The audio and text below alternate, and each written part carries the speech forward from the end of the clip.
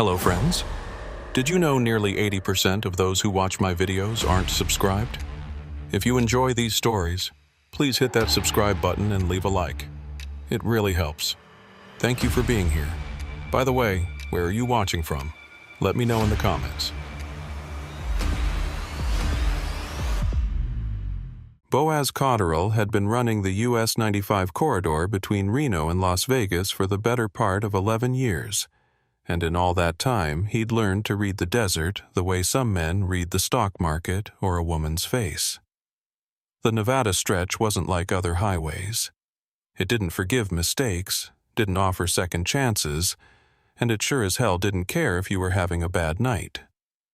The desert had its own rules, and if you didn't respect them, you paid. Sometimes with your rig, sometimes with more. It was late October when this particular run started. The kind of autumn night where the temperature dropped fast once the sun disappeared behind the Toyabe Range. Boaz had left Reno just after 7 p.m. with a full load of industrial equipment destined for a mining operation outside Tonopah. 43,000 pounds of generators, drill components, and hydraulic parts, all strapped down tight and logged proper in his electronic system. The load wasn't special, wasn't dangerous, wasn't anything he hadn't hauled 100 times before. Just another night's work, another paycheck, another stretch of empty highway that most people only saw from 30,000 feet, if they saw it at all. The rig was a 2015 Freightliner Cascadia, white cab with enough miles on it to show character, but not enough to make him nervous. Boaz kept it clean, kept it maintained, kept it running like the professional operation it was supposed to be. The engine hummed steady as he climbed out of the Reno Valley, headlights cutting through the gathering darkness as civilization thinned and finally disappeared altogether. By the time he hit the long stretch south of Fernley, it was just him, the road, and the vast emptiness that made Nevada what it was. He'd fueled up at the last major truck stop before the lonely part began, topped off his DEF fluid, grabbed 2 thermoses of coffee and a sandwich he knew he probably wouldn't eat. The kid at the counter had been new, fumbling with the register, apologizing for the delay. Boaz had just smiled and told him to take his time. No rush. Never any rush on this route. The desert would still be there when he arrived, patient as stone, waiting like it had waited for 10,000 years. The CB radio muttered occasionally with distant traffic, other drivers calling out Smokies or asking about road conditions further south. Boaz kept the volume low, just background noise to break up the monotony. His phone sat in the cradle on the dash, service dropping to nothing as he pushed deeper into the empty country between nowhere and nothing. That was normal, expected. You learned to live without connectivity out here. Learned to trust your own judgment and your own eyes because there wasn't anyone else to call if things went sideways. Around mile marker 87, just past the turnoff for some abandoned mining camp whose name he'd never bothered to learn, Boaz noticed his fuel gauge sitting lower than it should. Not critical, not even worrying yet, but enough to make him frown and do the math in his head. He'd filled the tanks completely back in Fernley, should have had enough to make Tonopah with a comfortable margin. But the needle was reading lower than his mental calculations suggested it should. He tapped the gauge with one knuckle, old habit, as if that would somehow make the numbers change. They didn't. He ran through the possibilities. Leak in the tank, maybe, though he'd have smelled diesel if it was bad. Faulty gauge reading, possible but unlikely since he'd had the truck serviced 3 weeks ago. Or just the desert playing tricks with his head, making him second-guess numbers he knew were right. He decided to keep an eye on it, recalculate at the next mile marker, and if things didn't add up, he'd make a call about where to stop. The last thing he wanted was to run dry on this stretch. There were places to be stranded, and then there were places where being stranded meant real problems. The highway rolled on, 2 lanes of asphalt cutting through country that looked the same in every direction. Sage and scrub, distant mountains like torn paper against the darkening sky. No lights anywhere except his own. The moon hadn't risen yet, wouldn't for another 2 hours. And the darkness out here was the kind that city people never experienced.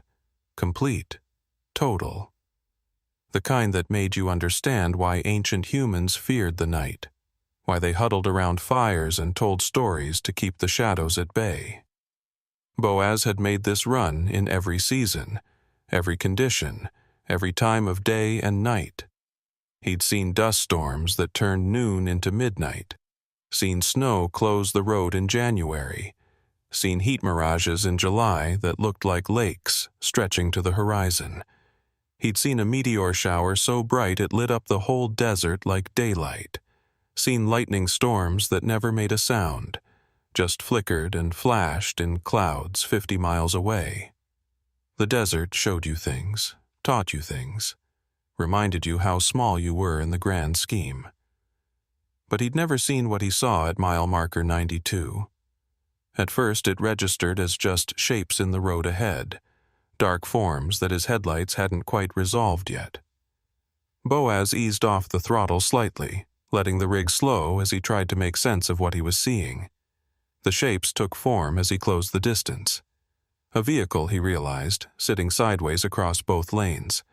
Not pulled over, not parked on the shoulder, but positioned deliberately to block the entire width of the highway. Behind it, visible in the spill of his lights, stood a figure waving both arms in a crossing pattern. The universal signal for stop, for emergency, for help needed right now. Boaz felt his gut tighten. Something about the scene didn't sit right, though he couldn't immediately articulate what. The vehicle was a dark SUV, maybe black or dark blue, hard to tell in the insufficient light. No flashers, no emergency triangles, no flares. Just the vehicle and the person, and as he got closer, he could see it was a man, average build, wearing what looked like a reflective vest. The kind highway workers wore, the kind that was supposed to signal authority and safety. Every instinct Boaz had developed over 11 years of long-haul trucking started screaming. This wasn't right. The position of the vehicle was too precise, too deliberate. A real breakdown would be on the shoulder. Hazards flashing, driver standing well back from traffic. This looked staged. This looked like someone wanted him to stop, wanted him committed to a full break before he could reconsider. He was still 100 yards out when he made his decision. His hand moved to the CB mic, keying it without taking his eyes off the road ahead. Any commercial traffic on US 95 southbound near mile 92. This is a North Star rig approaching a vehicle blocking both lanes, driver flagging stop. Can anyone confirm or advise? Static answered him. The channel was dead quiet, which meant he was alone out here, which meant whatever happened next was on him and nobody else. The flagging man was now clearly visible, and Boaz could see his face, or at least the general features. 30s maybe, clean-shaven, expression neutral. Not panicked, not distressed, just waiting. That was what clinched it for Boaz. A person with a real emergency shows emotion, fear, relief, desperation, something. This man looked like he was clocking in for a shift. Boaz made his choice. He kept his speed steady, didn't brake, didn't slow beyond what he'd already done. His right hand moved to the air horn lanyard above his head, and he gave it one long, aggressive blast. The sound shattered the desert silence, echoing off distant hills, announcing his presence and his intention. He wasn't stopping. The flagging man's expression changed then, surprise flickering across his features before hardening into something else. Something that confirmed every alarm bell in Boaz's head. The SUV was still blocking both lanes, but there was maybe 18 inches of shoulder on the right side, maybe 2 feet on the left. The right shoulder dropped off into soft sand and scrub, no good for a loaded rig. The left shoulder was bordered by a low berm and then open desert. Risky, but possible. Boaz made a split-second calculation based on years of knowing exactly how wide his truck was, exactly how much clearance he had, exactly what his margins were. He swung left, committing to the pass. The man was running now, moving toward the SUV, shouting something Boaz couldn't hear over the engine and the horn blast he'd just laid down. The left side of Boaz's truck cleared the SUV's rear bumper with maybe 6 inches to spare, close enough that he felt the trailer sway slightly as it passed. Then he was through, accelerating hard, watching the mirror as the scene fell away behind him.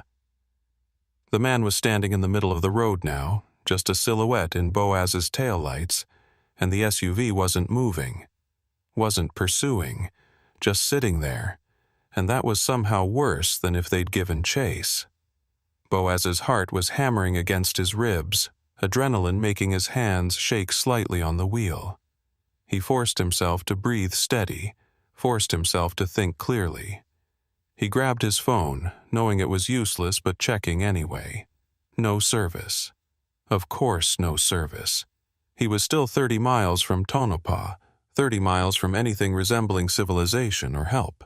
He kept his speed up, pushing 5 miles over what the rig liked on this stretch, watching the mirrors constantly for headlights following, for pursuit, for whatever came next. Nothing came. The road behind him stayed dark. Mile marker 93 passed, then 94, then 95.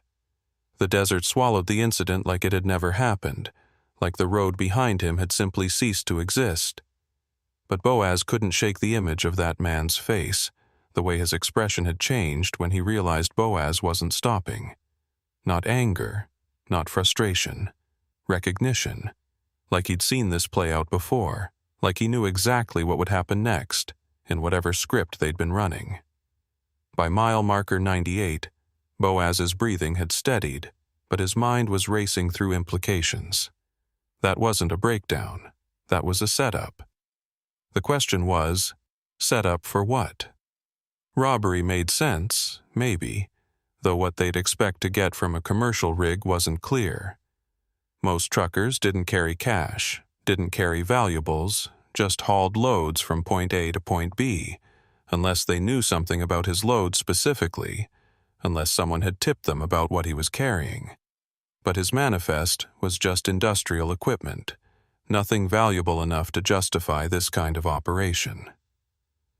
The other possibility, the one he didn't want to think about but couldn't avoid, was that the load itself wasn't the target. That they wanted the truck, wanted the trailer, wanted the vehicle for some other purpose, hauling their own cargo maybe, using a legitimate commercial truck with legitimate plates and paperwork to move something that didn't want to be seen. That thought made his stomach turn, made him check his load locks and door seals in the mirror even though he couldn't see them in the dark. Mile marker 102 brought the first scattered lights of Tonopah's outer reaches, and Boaz felt some of the tension leak out of his shoulders. He wasn't safe yet, not really, but he was close enough to civilization that whatever had been planned back at mile 92 couldn't happen here. Too many potential witnesses, too much light, too much risk. He pulled into the first well-lit truck stop he found, a 24-hour operation with a dozen other rigs already parked and a bright fluorescent glow that felt like sanctuary. He set the brakes and killed the engine, then just sat there for a moment, hands still on the wheel, processing what had just happened. Through the windshield, he could see other drivers moving around, normal night shift trucking operations, everything ordinary and mundane and safe, but he couldn't shake the feeling that he'd just avoided something, that the wrong choice back at mile 92 would have led somewhere he didn't want to imagine. His phone picked up service as the network towers came into range, and the device immediately buzzed with 3 missed call notifications and 2 voicemails. Boaz stared at the screen, frowning. Nobody called him on runs unless it was important, unless something was wrong. The first number he didn't recognize. The second was his dispatcher's mobile, the emergency line, not the office. The third was the same unknown number from the first call. He played the first voicemail, and his dispatcher's voice filled the cab, tight with controlled urgency. "Boaz, it's Marty. Need you to call me back immediately. Doesn't matter what time. It's about your load. Don't, and I repeat, don't make any unexpected stops between Fernley and Tonopah. Something's come up, and we need to talk before you unload. Call me the second you get service." The voicemail had been left 45 minutes ago, right around the time Boaz had been passing mile marker 87, right before he'd encountered the staged roadblock. The timing couldn't be coincidental. Boaz felt the adrenaline spike again, felt his mouth go dry as implications clicked into place like tumblers in a lock. He played the second voicemail from the unknown number, and a man's voice came through, professional, but carrying an edge that made Boaz sit up straighter. "Mr. Cotterill, this is Trooper Creed Ellison with Nevada Highway Patrol. We've received information regarding your southbound route on US 95 tonight, and I need to speak with you urgently. Do not stop your vehicle until you reach Tonopah city limits. If you encounter any obstacles or flagged stops before then, do not engage. Proceed with caution and contact us immediately. My callback number is—" Boaz saved the number and immediately dialed it, his finger shaking slightly as he pressed the screen. The phone rang twice before connecting. "Trooper Ellison." The voice was the same from the voicemail, flat professional with an undertone of alert readiness. "This is Boaz Cotterill. You left me a voicemail about my route tonight." Boaz kept his voice steady, though his pulse was hammering in his ears. "I just pulled into Tonopah. I need to tell you what happened at mile 92. There was a brief pause, and Boaz heard papers rustling in the background. "Mile 92.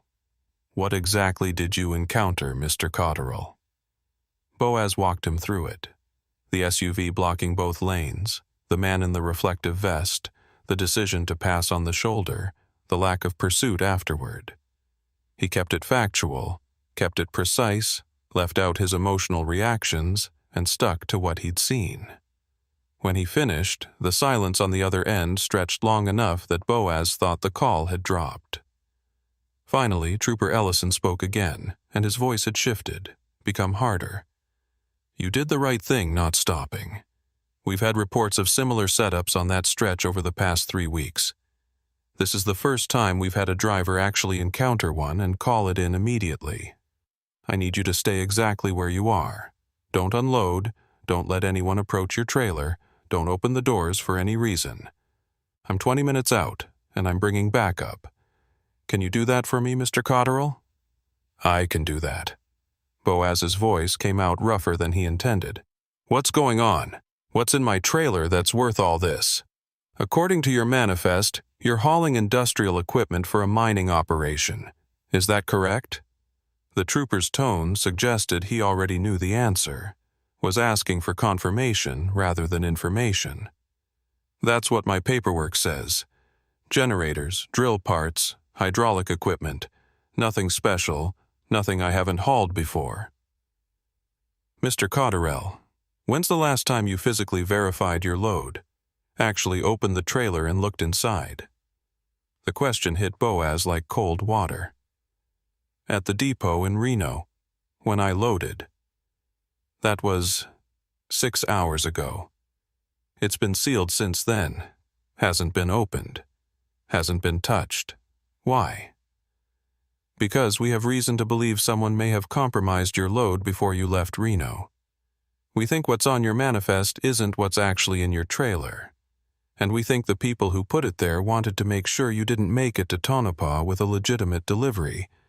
They wanted to intercept you somewhere isolated, somewhere they could swap loads or disappear your rig entirely. The roadblock at mile 92 wasn't random, Mr. Cotterill. It was specifically set up for you." Boaz felt his breath catch. He turned in his seat to stare at the trailer behind him, innocent-looking white rectangle sitting exactly where it should be, doors sealed with the same plastic tag he'd verified before leaving Reno. Except now, the trooper was telling him that seal didn't mean what he thought it meant, that his load wasn't what he thought it was, that he'd been hauling something unknown across Nevada all night without realizing it. "What do you think is in there?" Boaz's voice came out quieter than he intended. "I'm not going to speculate over the phone, but I need you to understand something. The people who tried to stop you tonight, they're not going to just give up because you made it past one roadblock. If they know you're in Tonopah, if they know you called us, they're going to escalate.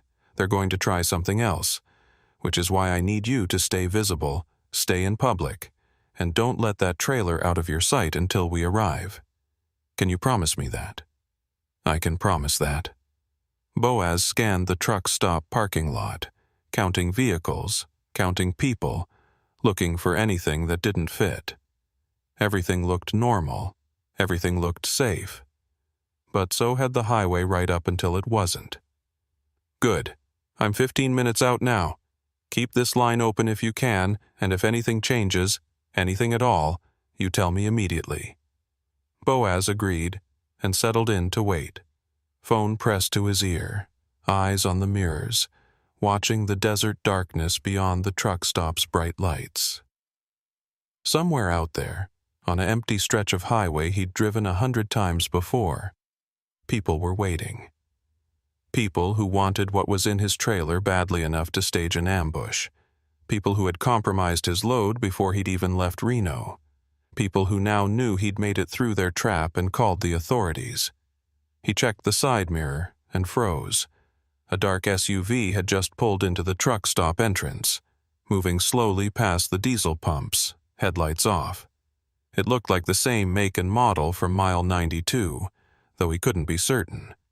The vehicle circled once, slowly, like a shark testing the perimeter, then pulled into a parking spot 3 rows behind Boaz's trailer. The lights killed completely. Nobody got out. "Trooper," Boaz said quietly into the phone, "I think they just followed me here." "Stay in the cab." Trooper Ellison's voice came through the phone, sharp and controlled. "Lock your doors. Keep the engine running if you need to, but do not step out of that truck. I'm 12 minutes away now, and I've got 2 more units converging from different directions. Just keep eyes on that SUV and tell me if anything changes." Boaz's hand had already moved to the door lock, clicking it down with a solid thunk that somehow didn't make him feel any safer. The dark SUV sat 3 rows back, positioned at an angle where the driver would have a clear view of Boaz's trailer doors. No movement inside that he could see, no interior lights, no signs of life. Just a dark shape in a parking lot full of dark shapes, except this one had followed him off the highway, had tracked him here, had parked with deliberate intent. He checked his other mirrors, scanning the entire lot systematically. 2 other trucks were running their engines, refrigerated units humming in the night. A family in a minivan was fueling up at the diesel pumps, kids visible through the windows, completely oblivious to the tension playing out 30 yards away. The truck stop itself was bright and busy, the kind of anonymous roadside operation that saw hundreds of travelers every night and remembered none of them. Safety in numbers, Boaz thought, except numbers didn't mean much when the threat was sitting right there, waiting, watching. "They're not moving," Boaz reported quietly, as if the people in the SUV might somehow hear him through the sealed cab. "No one's gotten out. It's just sitting there." "That's what they do," Ellison replied, and Boaz could hear the trooper's vehicle accelerating in the background, engine noise rising. "They're assessing, trying to figure out if you've made us, if you've called anyone, what your next move is. They're not going to do anything aggressive in a public place unless they're desperate. And right now they're probably still thinking they can salvage this. Just stay put and stay alert."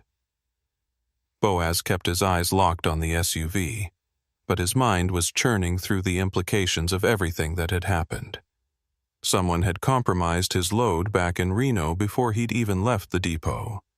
That meant inside access. Someone with credentials. Someone who knew shipping schedules and routes and security procedures. The roadblock at mile 92 had been positioned perfectly, timed perfectly, which meant they'd been tracking him somehow, knew exactly where he'd be and when. And now they were here, in Tonopah, still pursuing whatever objective they'd started with. The question that kept circling in his head was simple and terrifying. What was in his trailer that was worth all this? Industrial equipment didn't warrant this kind of operation. Nobody staged highway ambushes over generators and drill parts, which meant the trooper was right. His manifest was a lie, and he'd been hauling something else entirely across Nevada without knowing it. Something valuable enough, illegal enough, dangerous enough to justify the resources being thrown at recovering it. A pair of headlights swept into the parking lot, and Boaz tensed. But it was just another commercial truck, a long hauler with California plates looking for a parking spot. The driver found one on the opposite side of the lot, well away from the drama Boaz was locked into. Normal trucking operations continuing around him like nothing was wrong, because to everyone else, nothing was. Just another night, just another stop, just another driver catching a break before the next leg. "Second unit is 4 minutes out," Ellison said, his voice cutting through Boaz's thoughts. "I'm about 8 minutes now. Has anyone approached your truck? Anyone walking through the lot? Anyone near your trailer?" Boaz scanned again, systematic and thorough. "Negative. A few people moving between the store and their vehicles, but nobody's come close to my rig. The SUV is still stationary." "Good. That's good. They're waiting for something, probably waiting to see if we show up, if this is a law enforcement situation or just a nervous driver. The longer we can keep them guessing, the better." A thought struck Boaz, cold and unwelcome. "Trooper, they had to know I'd call you. They had to know that once I got past the roadblock, first thing I'd do is contact authorities. So why follow me here? Why not just cut their losses and run?" The silence on the other end lasted just a fraction too long, and when Ellison spoke again, his voice had taken on a harder edge. "Because whatever's in that trailer is worth the risk, or because they think they can still recover the situation. Could be they have a backup plan. Could be they're improvising. Could be they're just committed enough to see this through regardless of the complications. I've seen operations like this before, Mr. Cotterell. The people running them, they don't think like normal criminals. They think in terms of investment and return, risk and reward, and they calculate differently than you or I would." Boaz thought about the man in the reflective vest, standing in the middle of US 95 at mile 92, flagging him down with professional precision. Not panicked, not desperate, just working. Doing a job. That was what had struck him as wrong even before he'd understood why. The man had the demeanor of someone clocking in for a shift, following a procedure, executing a plan. This wasn't street-level crime, wasn't opportunistic theft. This was organized, funded, planned. Movement caught his eye. The SUV's driver door had cracked open, just barely. Interior light deliberately disabled so no glow spilled out. A figure emerged, and even in the inadequate parking lot lighting, Boaz could make out general details. Male, average height, wearing dark clothing that could have been anything from casual wear to tactical gear. The man didn't look toward Boaz's truck, didn't acknowledge it at all. He just started walking casually toward the truck stop entrance, hands in pockets, posture relaxed. To anyone else, he'd look like just another traveler stretching his legs, heading inside for coffee or a restroom break. "Someone just got out of the SUV," Boaz reported, keeping his voice low and steady. "Male, dark clothes, walking toward the main building. He's not looking at my truck, acting casual. "Can you see if anyone else is still in the vehicle?" Ellison asked immediately. Boaz adjusted his angle, trying to peer through the SUV's tinted windows without making it obvious he was watching. The interior was too dark, the angle too poor. "Can't tell. Windows are tinted, no interior lights. Could be empty, could have someone else in there. Assume it's occupied until proven otherwise. The person who got out, they're either going inside for reconnaissance, checking to see if you've contacted anyone, or they're creating a distraction. Standard two-man operation. One draws attention, one makes the move. Keep watching that trailer, and if anyone approaches it, you lay on that air horn and don't stop until they're gone, or we arrive." The man had reached the truck stop entrance and disappeared inside, and now Boaz was locked in the uncomfortable position of watching two places at once: the SUV that might or might not have another occupant, and his trailer that might or might not be about to get compromised. His right hand rested on the air horn lanyard, ready to yank it at the first sign of movement near his rig. His left hand kept the phone pressed to his ear, maintaining that thin lifeline to help that was still minutes away. Time crawled. Seconds felt like minutes. Minutes felt like hours. Boaz's eyes flicked between mirrors, between the SUV and the trailer and the truck stop entrance, maintaining a constant rotation that left him feeling dizzy and hyper-alert at the same time. Other trucks continued their normal operations around him, drivers moving through their routines, oblivious to the silent standoff playing out in their midst. He envied them that ignorance, envied the simplicity of a normal night, where the biggest concern was making your delivery window and finding decent coffee. The truck stop door opened, and the man from the SUV reappeared, holding a large coffee cup and what looked like a sandwich wrapped in plastic. He walked with the same casual gait, same relaxed posture, took a sip from his coffee as he made his way back across the parking lot. He didn't look at Boaz's truck, didn't glance in that direction even once, but Boaz had been driving long enough to recognize a performance when he saw one. The man was aware of every sightline, every angle, every potential observer. He was just skilled enough to make it look natural. "He's coming back," Boaz murmured, "carrying food and coffee, playing the role. But he knows I'm watching." "They always know," Ellison replied. "The question is whether they care. Professional operators, they'll maintain the cover regardless, keep up the appearance of normalcy even when they know the game is over. Amateurs get nervous, start making mistakes. This crew doesn't sound like amateurs." The man reached the SUV, got in, door closing, with a soft click that Boaz couldn't hear but could imagine. The vehicle's brake lights flared once, a brief red glow, then killed. Still no headlights, still no movement toward the exit. They were settling in, Boaz realized, planning to wait. The question was, waiting for what? For the parking lot to empty? For Boaz to make a mistake? For an opportunity that might not come? Red and blue lights suddenly strobed across the parking lot entrance, and Boaz felt a wave of relief so intense it nearly made him dizzy. A highway patrol cruiser rolled in fast, followed immediately by a second one from the opposite direction, and both vehicles positioned themselves with tactical precision. One blocked the parking lot exit. The other took a position with clear sight lines to both Boaz's truck and the dark SUV. Doors opened and officers emerged, hands resting near their service weapons, movements controlled and professional. "We're here," Ellison's voice confirmed unnecessarily. "That's me in the lead vehicle. Second unit is Trooper McCready. Stay in your cab until I give you the all clear. We're going to handle this carefully and by the book."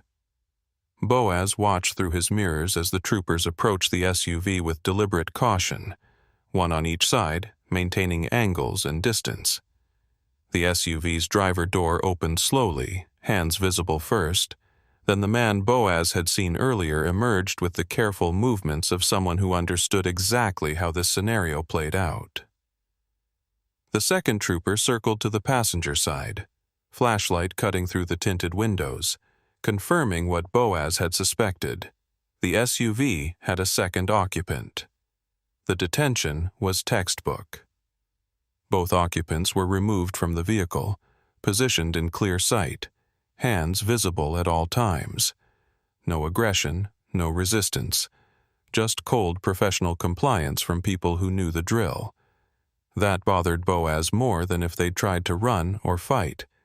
These weren't desperate criminals caught in the act. These were operators who'd been caught this time, but would be back in operation soon enough, with better planning, better intelligence, better execution. Trooper Ellison broke away from the scene and approached Boaz's truck, knocking on the driver's window with professional courtesy. Boaz cracked the door open, still not quite ready to fully exit the sanctuary of his cab.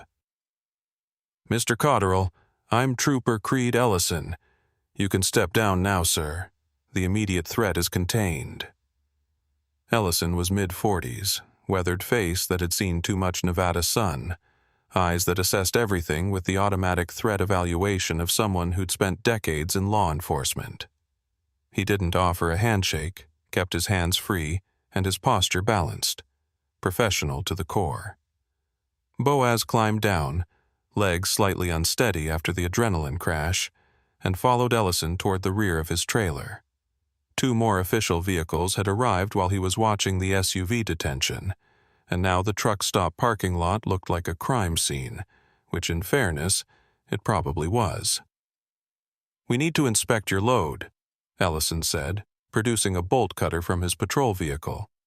"I know your manifest says industrial equipment, and I know your seals were intact when you left Reno, but we've received intelligence that suggests someone compromised your load before those seals were applied. With your permission, we're going to open this trailer and verify exactly what you've been hauling." Boaz nodded, mouth too dry to speak properly. He produced his paperwork from the cab, showed Ellison the loading documentation, the seal numbers, the manifest that listed generators and drill components and hydraulic parts. All of it looked legitimate. All of it backed by proper chain of custody documentation. All of it potentially meaningless if someone had gotten to his load before the official loading process had even started. The bolt cutter made short work of the seal, plastic tag dropping away with a snap that felt far too final. Ellison's hand moved to his service weapon, not drawing it but resting there, ready. Another trooper positioned himself at an angle with clear sightlines. They were treating this like a potential threat, Boaz realized. They weren't sure what was in there either, weren't taking chances. The trailer doors swung open with the familiar groan of hinges and seals breaking, and Boaz's breath caught as the interior was revealed in the harsh glare of tactical flashlights. For a long moment, nobody moved, nobody spoke. They just stared at what the lights revealed. The front third of the trailer contained exactly what the manifest specified. Industrial generators, still strapped in place, documentation labels visible. Normal, legitimate cargo that matched every piece of paperwork Boaz carried. But behind that legitimate cargo, separated by a false wall that had been professionally constructed to look like the trailer's actual front panel, was the rest of the space. And that space wasn't empty. Wooden crates, dozens of them, unmarked except for strings of numbers that meant nothing to Boaz. They were packed tight, secured with cargo straps, stacked with the kind of precision that spoke to professional loading operations. Between the crates, Boaz could see shapes wrapped in thick plastic, bundles that could have been anything but probably weren't anything good. "Jesus Christ," one of the younger troopers muttered, and Ellison shot him a look that killed any further commentary. Ellison pulled out his phone, took several photographs, then made a call that lasted less than 30 seconds. When he hung up, his expression had shifted into something harder, more official. "Mr. Cotterill, I need you to understand something. What you're looking at isn't your load. You were never supposed to see this. The people who set up the roadblock at mile 92, they were planning to intercept you before you reached Tonopah, swap out the real cargo for something that matched your manifest, and send you on your way with a cover story about mechanical problems or a temporary detour. You'd deliver the generators, sign off on the paperwork, and never know you'd been part of a smuggling operation. Boaz stared at the crates, at the wrapped bundles, at the evidence of an operation that had turned him into an unwitting criminal without his knowledge or consent. "What is it?" His voice came out hoarse. "What am I hauling?" "We won't know for certain until we get federal agents out here to properly inventory and test everything, but based on similar operations we've interdicted in the past?" Ellison's eyes met his, and there was something like sympathy there, mixed with the professional distance. Could be weapons, could be drugs, could be stolen electronics or pharmaceuticals, could be all of the above. What matters right now is that you didn't know. You called us the moment something felt wrong and you followed procedure. That goes a long way in terms of establishing your lack of involvement. The relief Boaz felt at those words was immediately overwhelmed by a creeping sense of violation. His truck, his trailer, his cargo manifest, his professional reputation, all of it had been compromised and weaponized by people he'd never met for purposes he couldn't fathom. He'd been driving across Nevada all night hauling contraband, completely unaware, completely innocent, and completely vulnerable to whatever consequences would have followed if he'd been caught. "The people in the SUV," Boaz said, forcing himself to focus on immediate problems rather than the larger implications. "Are they talking?" Ellison's expression suggested the answer before he spoke. "They've lawyered up already. Not a word, not a syllable. They know the drill, know what they can and can't be charged with based on what we witnessed tonight. Following a truck isn't a crime. Parking in a public lot isn't a crime. We might get them on the roadblock if we can place them at mile 92, but without physical evidence or witnesses, that's going to be difficult. They're professionals, Mr. Cotterill. This isn't their first operation, and it won't be their last." More vehicles were arriving now, unmarked sedans that screamed federal presence. Men and women in suits emerged, IDs displayed, taking command of the scene with the practiced efficiency of people who'd done this before.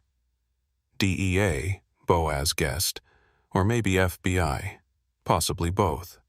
The truck stop's manager had come out to see what the commotion was about, standing at a careful distance, phone in hand, probably already calling corporate to report that his parking lot had become a federal crime scene. An agent approached, a woman in her 40s with short gray hair, and eyes that cataloged everything without seeming to.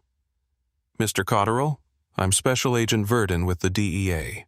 I need to ask you some questions about your route tonight, your loading procedures in Reno, and anything unusual you might have observed before you left. This is going to take a while, and I apologize for the inconvenience, but your cooperation is critical to understanding how this operation was structured."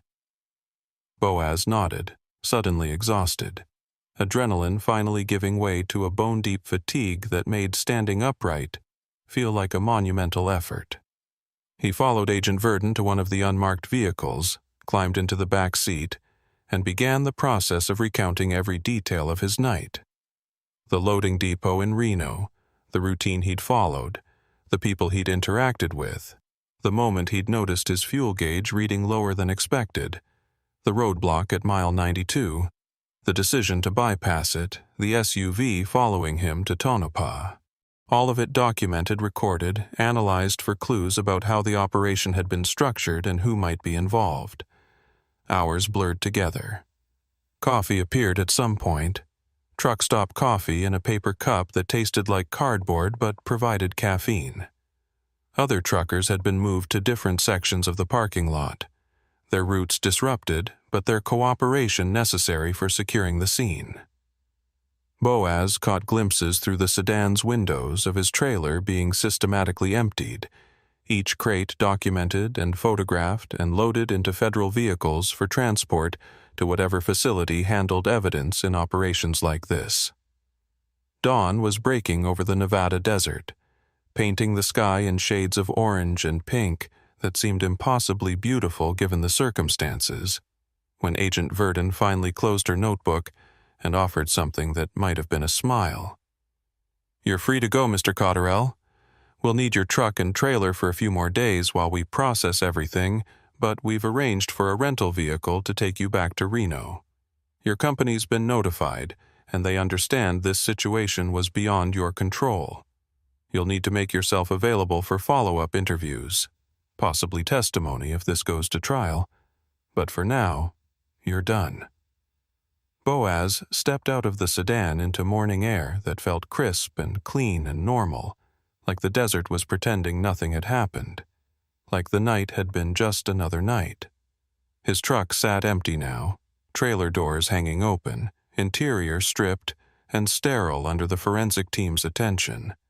They'd taken everything, cataloged everything, left nothing but the shell of a commercial vehicle that suddenly felt like a stranger.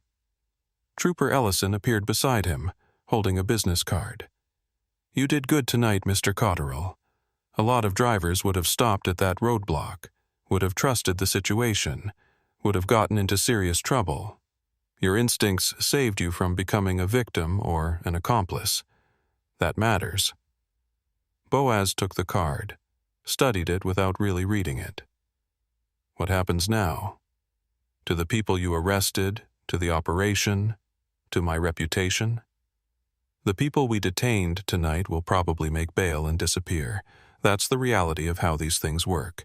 The operation will adapt, find new routes, new drivers, new methods. And your reputation?" Ellison's expression softened slightly. "You're the victim here. You did everything right, called authorities immediately, cooperated fully. That's documented, that's official, that's what matters. Any trucking company worth working for will understand that." The rental car arrived, a generic sedan with California plates and that new car smell that seemed absurd given the circumstances. The driver handed Boaz the keys, pointed out the basic controls, wished him a safe trip with the casual tone of someone who had no idea what kind of night he'd just survived. Boaz climbed in, adjusted the seat and mirrors with automatic precision, and started the engine. As he pulled out of the truck stop parking lot, he looked in the rearview mirror one last time. His truck stood alone in the morning light, surrounded by federal vehicles and personnel, stripped of its cargo and its innocence. He'd driven that rig for 3 years, hauled thousands of loads, covered hundreds of thousands of miles, and in one night, everything he thought he knew about the job, about the routes, about the security of commercial shipping operations, had been fundamentally compromised. The drive back to Reno should have taken 4 hours. Boaz made it in 5, stopping twice just to sit in parking lots and process what had happened, to let his hands stop shaking, to convince himself that it was really over. By the time he reached the city limits, his phone had accumulated 17 voicemails and 32 texts. Everyone from his dispatcher to his insurance company to other drivers he'd worked with over the years, all wanting to know if he was okay, if the rumors were true, if it was really as bad as the news was reporting.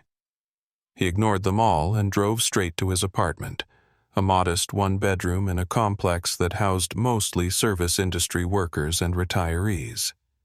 He parked the rental car, climbed the stairs to his unit, unlocked the door, and stood in his own living room feeling like a stranger in his own life.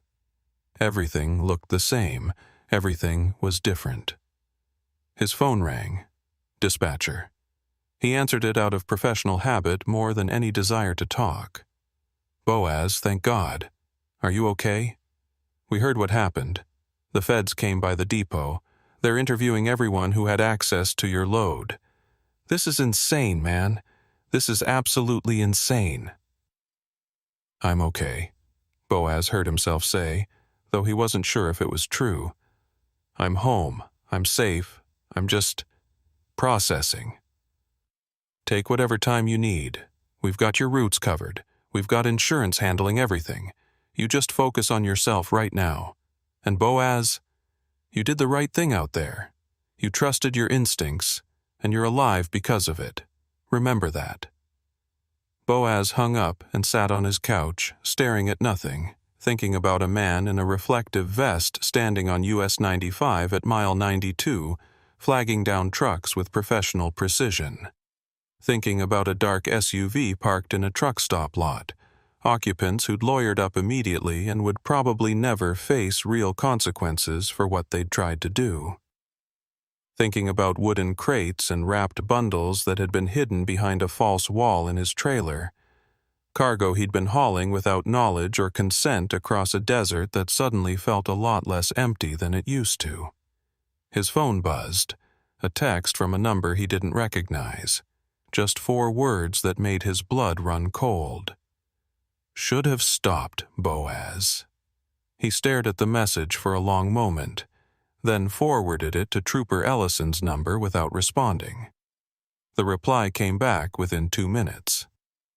Screenshot that, don't respond, we're tracing it now.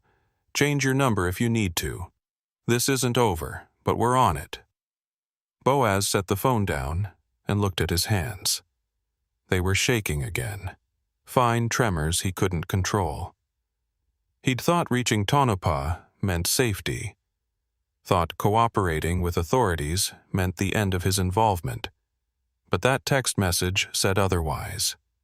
Someone knew his name, knew his number, knew he'd reported everything, and they wanted him to know they knew. The desert stretched out there beyond his windows, vast and empty, and full of secrets. Somewhere in that emptiness, people were regrouping, planning, adapting. And Boaz Cotterill, professional trucker, who just wanted to make a delivery and earn his paycheck, was now part of their calculations, a variable they needed to account for, a problem they might need to solve. He thought about the roadblock at mile 92, about what would have happened if he'd stopped. Would they have killed him? Threatened him? Forced him to drive somewhere else, somewhere remote, somewhere no one would find him? Or would they have simply taken his truck, swapped the cargo, sent him on his way with a story he'd never question? He'd never know now, and that uncertainty was its own kind of horror. Sleep was impossible. Boaz made coffee, sat at his kitchen table, and started writing down everything he could remember. Times, locations, descriptions, details. The agent had recorded his statement, but this was for him, a record of his own memory before time and trauma distorted it. He wrote until his hand cramped, until the morning became afternoon, until his phone started ringing again with numbers he didn't recognize and didn't answer. By evening, he'd made a decision. He called his dispatcher back. I need a new route, he said.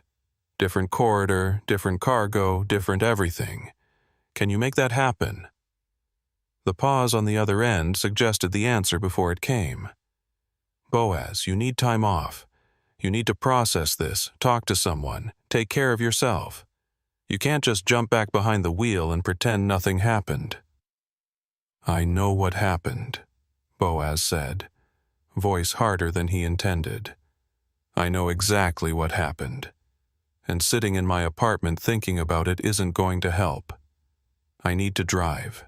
I need normal routes, normal cargo, normal nights. Can you make that happen or not? Another pause, then a sigh. Let me see what I can do. Give me a couple days to sort things out with insurance and legal. But Boaz, when you're ready to talk to someone, really talk. There are resources, counseling, peer support, all of it confidential. Think about it, okay?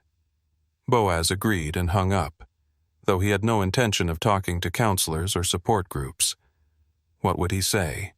That he'd gotten lucky, trusted his instincts, done everything right, and still ended up with death threats texted to his personal number. That the desert he'd driven for 11 years now felt full of invisible threats, every shadow potentially hiding someone who wanted him silenced. That he couldn't tell the difference anymore between paranoia and legitimate caution. His phone buzzed again. Another text from the same unknown number. "We know where you live." This time, Boaz didn't forward it to Ellison. He grabbed his keys, grabbed the go bag he kept packed for emergencies, and walked out of his apartment without looking back. The rental car started on the first try, and he drove without destination, just distance, putting miles between himself and whatever was coming, because something was coming. That much was clear. The people behind the operation at mile 92 weren't going to just let him walk away. They'd invested too much, risked too much, lost too much when he'd called authorities. He was a loose end now, and loose ends got tied off. As Boaz merged onto I-80 heading east, away from Reno, away from his apartment, away from everything familiar, he finally understood what the trooper had meant when he said this wasn't over. It wasn't about cargo or arrests or federal investigations. It was about him, about what he knew, about what he could testify to if this ever went to trial. He was evidence now, evidence that could walk and talk and potentially destroy someone's very profitable operation. The desert stretched out ahead of him, dark and vast and indifferent. Somewhere in that darkness, people were making decisions about Boaz Cotterell. Whether he was worth the risk of eliminating, whether they could scare him into silence, whether he was smart enough to disappear on his own, or stupid enough to think law enforcement could really protect him. Boaz didn't have answers to any of those questions. All he had was a rental car, a go bag, and the certainty that US 95 at mile 92 had changed his life permanently. He'd done everything right that night, made all the correct choices, followed every procedure, and somehow that had made everything worse. The road unwound ahead of him, white lines flickering in his headlights, and Boaz Cotterell drove into a darkness that felt a lot less empty than it used to. Boaz drove through the night without real destination, just motion, just distance between himself and Reno. The I-80 corridor stretched east through darkness that felt less like freedom and more like exposure. Every set of headlights in his rearview mirror became a potential threat. Every vehicle that matched his speed for more than a few miles became something to analyze and worry about. The rational part of his brain knew this was paranoia, that the odds of being actively followed on a major interstate were minimal. The part of his brain that had received 2 threatening texts in the span of 3 hours disagreed loudly. He stopped for gas in Winnemucca around 2 a.m., pulling into a 24-hour truck plaza that felt simultaneously too exposed and not public enough. The fluorescent lights buzzed overhead as he fueled the rental sedan, and every person who walked past became someone to catalog and assess. Man in his 50s, trucker, heading to his rig with a bag of food. Couple in their 20s, arguing quietly near a minivan. Woman alone, waiting by the pumps, checking her phone. None of them threats, all of them potential witnesses, and Boaz couldn't decide which mattered more. His phone rang as he was replacing the fuel cap. Unknown number, Nevada area code. Every instinct told him not to answer, let it go to voicemail, maintain distance. But the same instincts that had kept him alive at mile 92 also told him that ignoring problems didn't make them disappear. He answered on the 4th ring. "Mr. Cotterell." The voice was male, calm, professional. Not threatening exactly, but carrying an undertone that suggested threats wouldn't be necessary. "We need to have a conversation about tonight's events. A frank conversation between reasonable people who both understand the situation we find ourselves in." Boaz's grip tightened on the phone. "I don't know who you are, and I'm not interested in conversations." Everything I have to say goes through law enforcement or my attorney." A soft chuckle, genuinely amused. "Your attorney. That's good. That shows you're thinking clearly. But before you hang up and report this call, which I'm sure you will, let me offer you some context that might change how you approach the next few days. The cargo you were hauling tonight, it wasn't yours to discover. The people who arranged that cargo, they're not happy about the complications you've introduced. Now they could approach this situation aggressively, could view you as a problem that needs immediate resolution. Or they could recognize that you're just a working man who got caught in circumstances beyond his control, someone who might be willing to reconsider his level of cooperation with federal investigators." "I'm cooperating fully with the investigation," Boaz said, keeping his voice steady even as his heart hammered. "That's not going to change regardless of what threats you make." "Threats?" The voice carried genuine surprise. "Mr. Cotterill, I'm not threatening you. I'm offering you options. The texts you received tonight, those were sent by individuals who lack nuance, who think problems can be solved through intimidation. Those individuals have been corrected. You won't be receiving any more messages like that. What you will receive is space to think clearly about your situation. You're a trucker.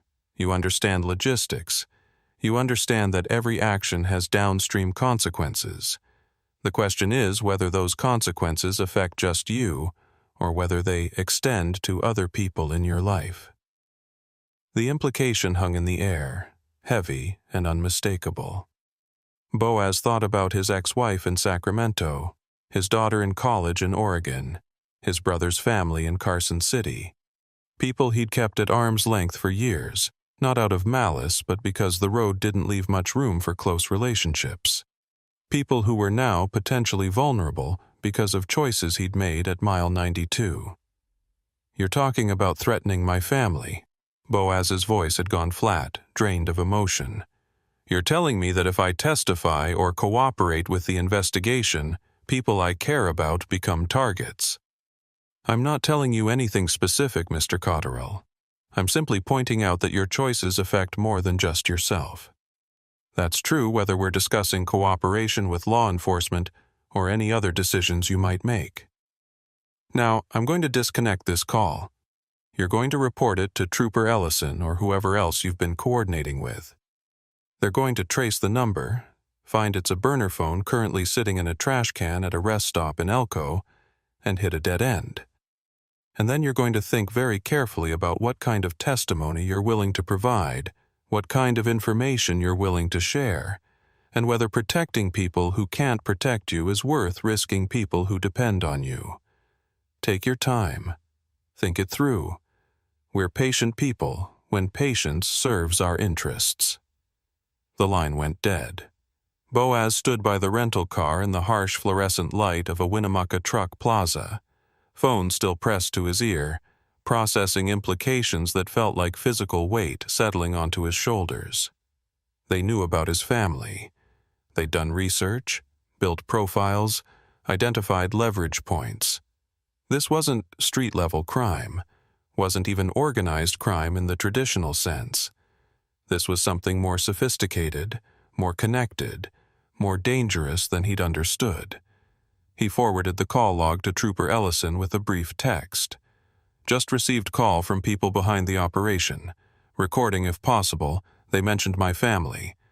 Then he got back in the rental car and drove, because sitting still felt like surrender, felt like giving them time to position their next move. The highway stretched ahead, empty in that deep night way, where you could go miles without seeing another vehicle. Boaz's mind churned through scenarios, through options, through calculations that all led to the same uncomfortable conclusion.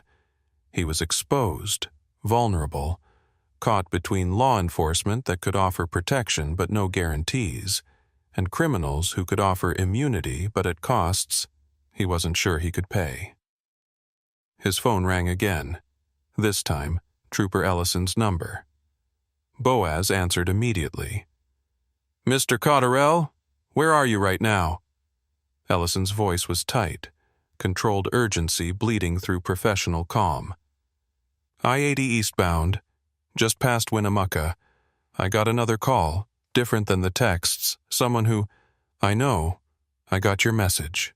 Listen to me carefully. The people who called you, they're escalating faster than we anticipated. We've had 3 other truckers contact us tonight, all of them reporting similar approaches. All of them involved in routes through Nevada over the past 6 months. This isn't just about your load, Cotterell. This is a systematic operation, and you stumbling onto it has forced them to accelerate their damage control. We need you to come in. Let us put you somewhere secure while we sort through the implications. Secure like witness protection? Boaz heard the bitter laugh in his own voice. I'm a trucker, trooper. That's all I know, all I've ever known. You put me in witness protection, give me a new identity. What exactly am I supposed to do for work? Flip burgers? Stock shelves? I can't just stop being who I am because criminals want me to. I understand that, I do. But right now, your options are limited, and they're getting more limited by the hour. The people running this operation, they're not going to wait for a trial, not going to let this play out in court. They're going to try to resolve you as a problem before federal agents can build a case around your testimony. That means you need protection, whether you want it or not. Boaz stared at the white lines flickering past in his headlights, at the desert darkness that suddenly felt full of invisible observers, invisible threats. What if I don't testify? What if I tell the federal agents that I didn't see anything useful, didn't notice anything specific, can't provide details that would help their case? Would that be enough to make me not worth their attention?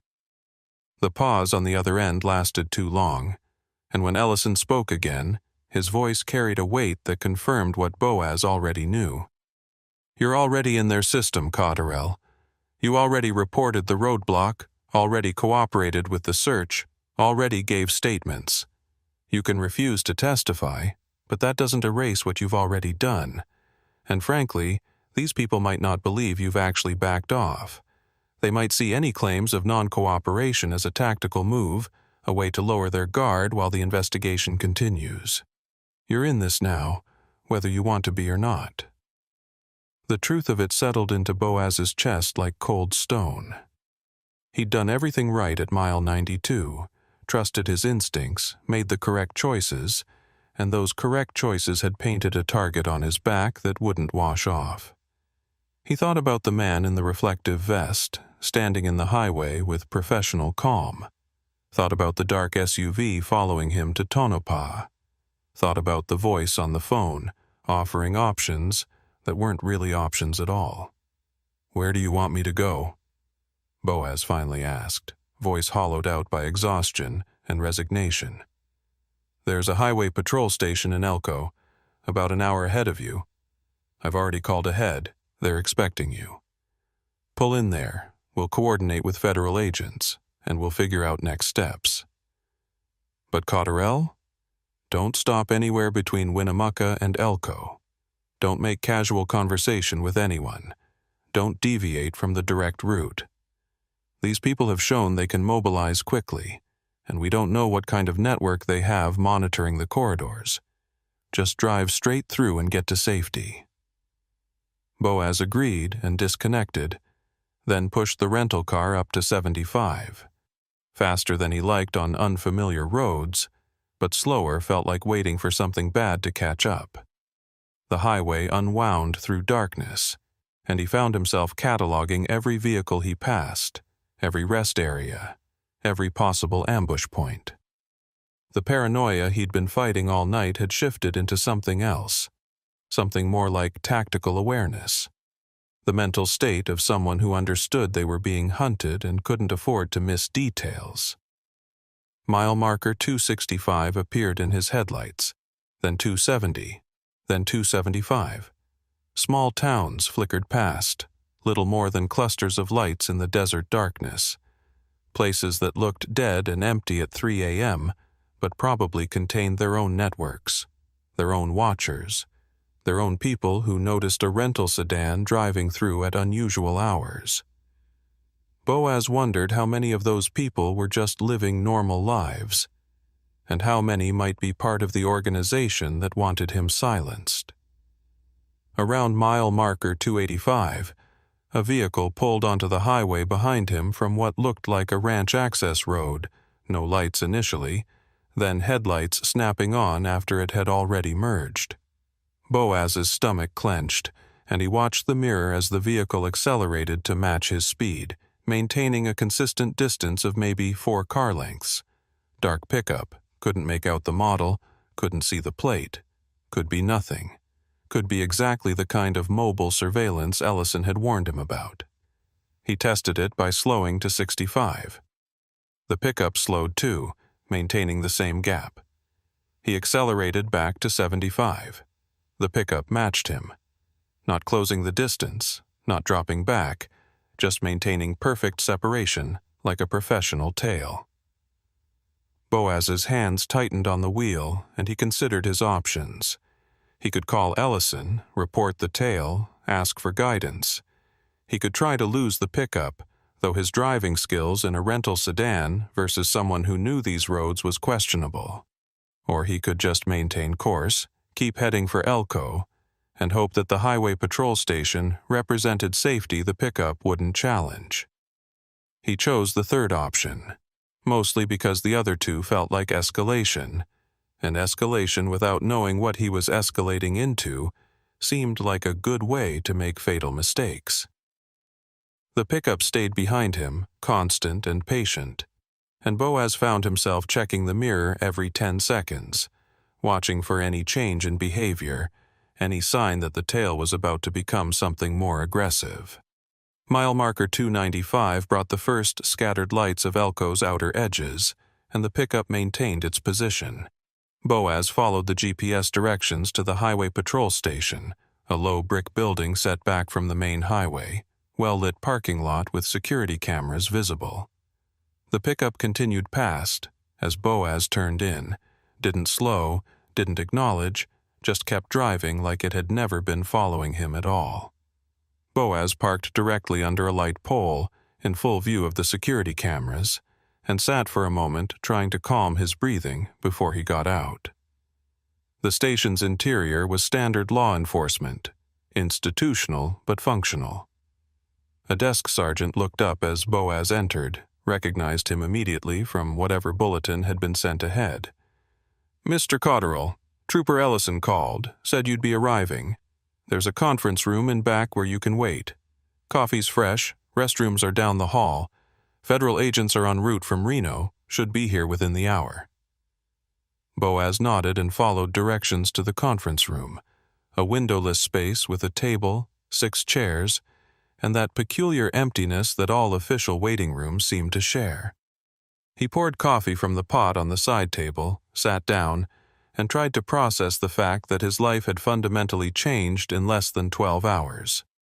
Last night, he'd been a professional trucker making a routine run. Now he was sitting in a highway patrol station waiting to discuss witness protection, being tailed by criminals, receiving threatening phone calls that mentioned his family. The federal agents arrived 50 minutes later, 2 of them, both carrying the kind of focused intensity that suggested they'd been working this case for longer than just tonight. They declined to give names, just identified themselves as federal investigators working the Interstate Trafficking Task Force. One was male, early 50s, with that weathered look that came from too many stakeouts and too much bad coffee. The other was female, younger, sharper, with eyes that assessed everything and gave away nothing. "Mr. Cotterill, we appreciate your cooperation," the male agent began, settling into a chair across from Boaz. "What happened tonight on US 95 has opened up an investigation we've been building for 8 months. The organization behind the cargo in your trailer, they're sophisticated, well-funded, and extremely cautious. Getting any kind of evidence against them has been nearly impossible. Your testimony, your willingness to recount what happened at mile 92 and afterward, that's potentially the break we need to build a prosecutable case." Trooper Ellison mentioned witness protection. Boaz said, not bothering with pleasantries. He mentioned that my testimony makes me a target, that these people might try to eliminate me before trial. I need to know what you're actually offering, what protection looks like, what happens to my life if I agree to testify. The female agent leaned forward slightly. Full witness protection, if it comes to that, means new identity, relocation, financial support during transition to a new career, ongoing security monitoring. It's comprehensive, but it's also permanent. You don't get to go back to being Boaz Cotterill once you enter WITSEC. Your old life ends, your new life begins, and maintaining that separation is critical to your safety. And if I don't want that? Boaz asked, though he already knew the answer. If I want to keep my name, keep my career, just live my life and testify when required? The agents exchanged a glance, and the male agent's expression hardened slightly. Then you're taking a significant risk. We can provide security during the trial, can monitor your movements, can respond to threats as they emerge. But we can't give you 24/7 protection indefinitely. And these people, Mr. Cotterill, they're patient. They'll wait months, even years for the right opportunity to resolve problems. You testify without entering WITSEC. You're gambling that our case is strong enough to take down their entire operation before they can get to you. How strong is your case right now? Boaz needed to understand the variables, needed to know what his testimony actually meant in practical terms. With the cargo we seized from your trailer, with the individuals we detained in Tonopah, with the evidence we've been accumulating over 8 months? The female agent's expression suggested careful optimism. It's strong.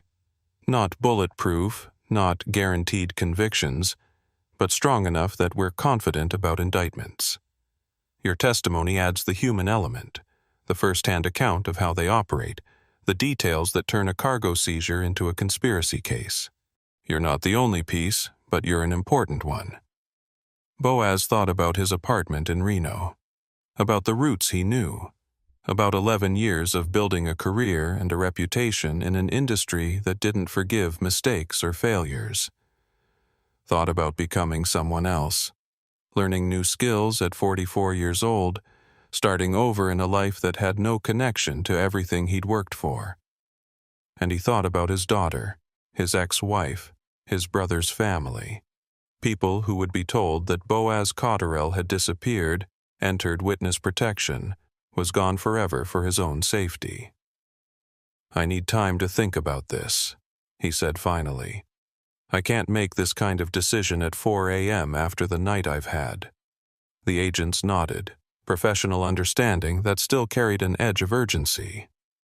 We understand, but Mr. Cotterill, the clock is ticking. The longer you're exposed, the more time these people have to plan their response. We'd like a decision within 48 hours, and we'd like you to stay in protective custody until you make that decision. Can you agree to that? Protective custody turned out to be a motel room in Elko. Nothing fancy but clean and secure, with an unmarked federal vehicle parked outside and agents rotating through 8-hour shifts. Boaz slept in fitful bursts, dreaming of roadblocks and dark SUVs and voices offering options that weren't really options. When he woke around noon, his phone had accumulated more missed calls, more voicemails, more evidence that his life was spiraling into territory he didn't recognize. He spent the afternoon making calls, his dispatcher explaining that he needed extended time off, that the situation was complicated, that he'd provide details when he could. His ex-wife, having a conversation that started with "I'm not in trouble," and ended with, "Just be aware that some people might ask questions about me." His daughter, lying through his teeth about why he was calling out of the blue, why he sounded stressed, why he needed her to be careful about strangers asking questions. Each conversation peeled away another layer of his normal life, exposed another vulnerability. By evening, he'd made his decision, not because he wanted to, but because the alternative was gambling with other people's safety, and that wasn't a bet he could stomach. He called the federal agents and told them he'd testify, told them he'd enter witness protection if that's what it took, told them to start the process, because waiting any longer just gave criminals more time to find him. The female agent's voice carried relief and approval. "You're making the right choice, Mr. Cotterell. It's not easy, but it's right. We'll begin the WITSEC application immediately, start coordinating with the Marshal's Service, get you moved to a secure location while paperwork processes. You'll need to provide detailed statements, go through multiple interviews, help us build the strongest case possible. But you'll be safe, and the people you care about will be protected." Safe. The word felt hollow, felt like a promise that couldn't really be kept. But it was better than the alternative, better than waiting for a phone call in the middle of the night, better than wondering if every vehicle behind him on the highway was following him. Boaz packed his go bag one more time, preparing for another relocation, another stage of a journey that had started at mile 92 and seemed to have no clear ending. The federal agents arrived at the motel around 10 p.m., driving an unmarked sedan with tinted windows. They escorted Boaz out with professional efficiency, scanning the parking lot, moving quickly but not frantically. The drive to wherever they were taking him took 3 hours, winding through highways and back roads that Boaz tried to memorize, but eventually gave up on. They weren't telling him the destination, weren't providing details, just moving him from point A to point B with the kind of operational security that should have been reassuring but felt more isolating. The safe house turned out to be a ranch property outside of Battle Mountain, isolated enough that approach would be visible from a distance, secure enough that the perimeter had sensors and cameras. Boaz was introduced to the security team, 2 former military contractors who looked capable of handling threats, but hopefully wouldn't need to. The house itself was comfortable in that impersonal way of temporary housing. Furniture that had been selected for function rather than aesthetics. Appliances that worked but showed their age. "You'll be here for approximately 2 weeks while we process your WITSEC application and prepare for grand jury testimony," the male agent explained, walking Boaz through the layout. "Communications are monitored and restricted. Phone calls go through us first. Internet access is filtered and logged. No social media. No reaching out to people from your old life. I know it feels restrictive, but every breach of protocol creates vulnerability, and we can't afford vulnerabilities right now." Boaz nodded, understanding intellectually while emotionally rebelling against the constraints.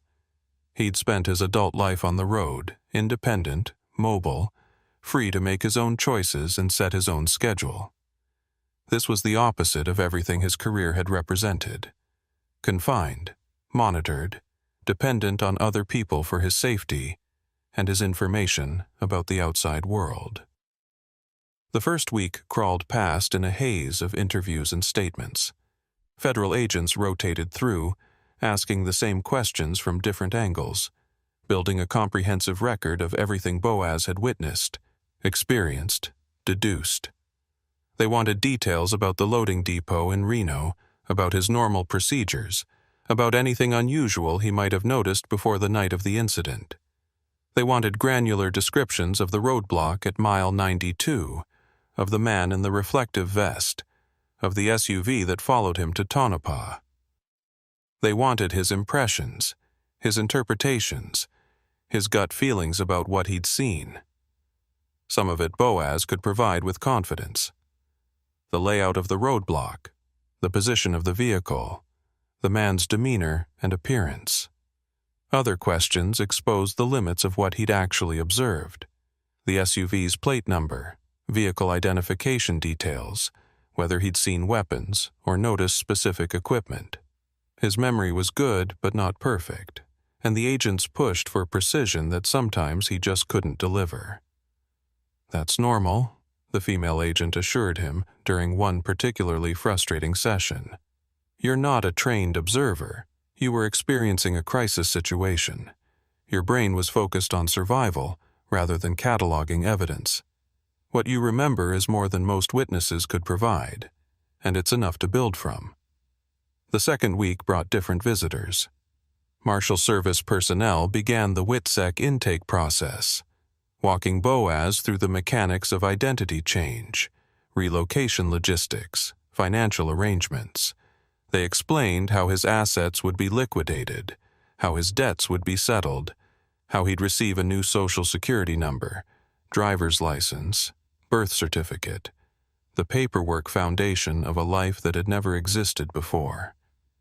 "You'll need to choose a new name," one of the marshals explained, sliding a list of suggestions across the table.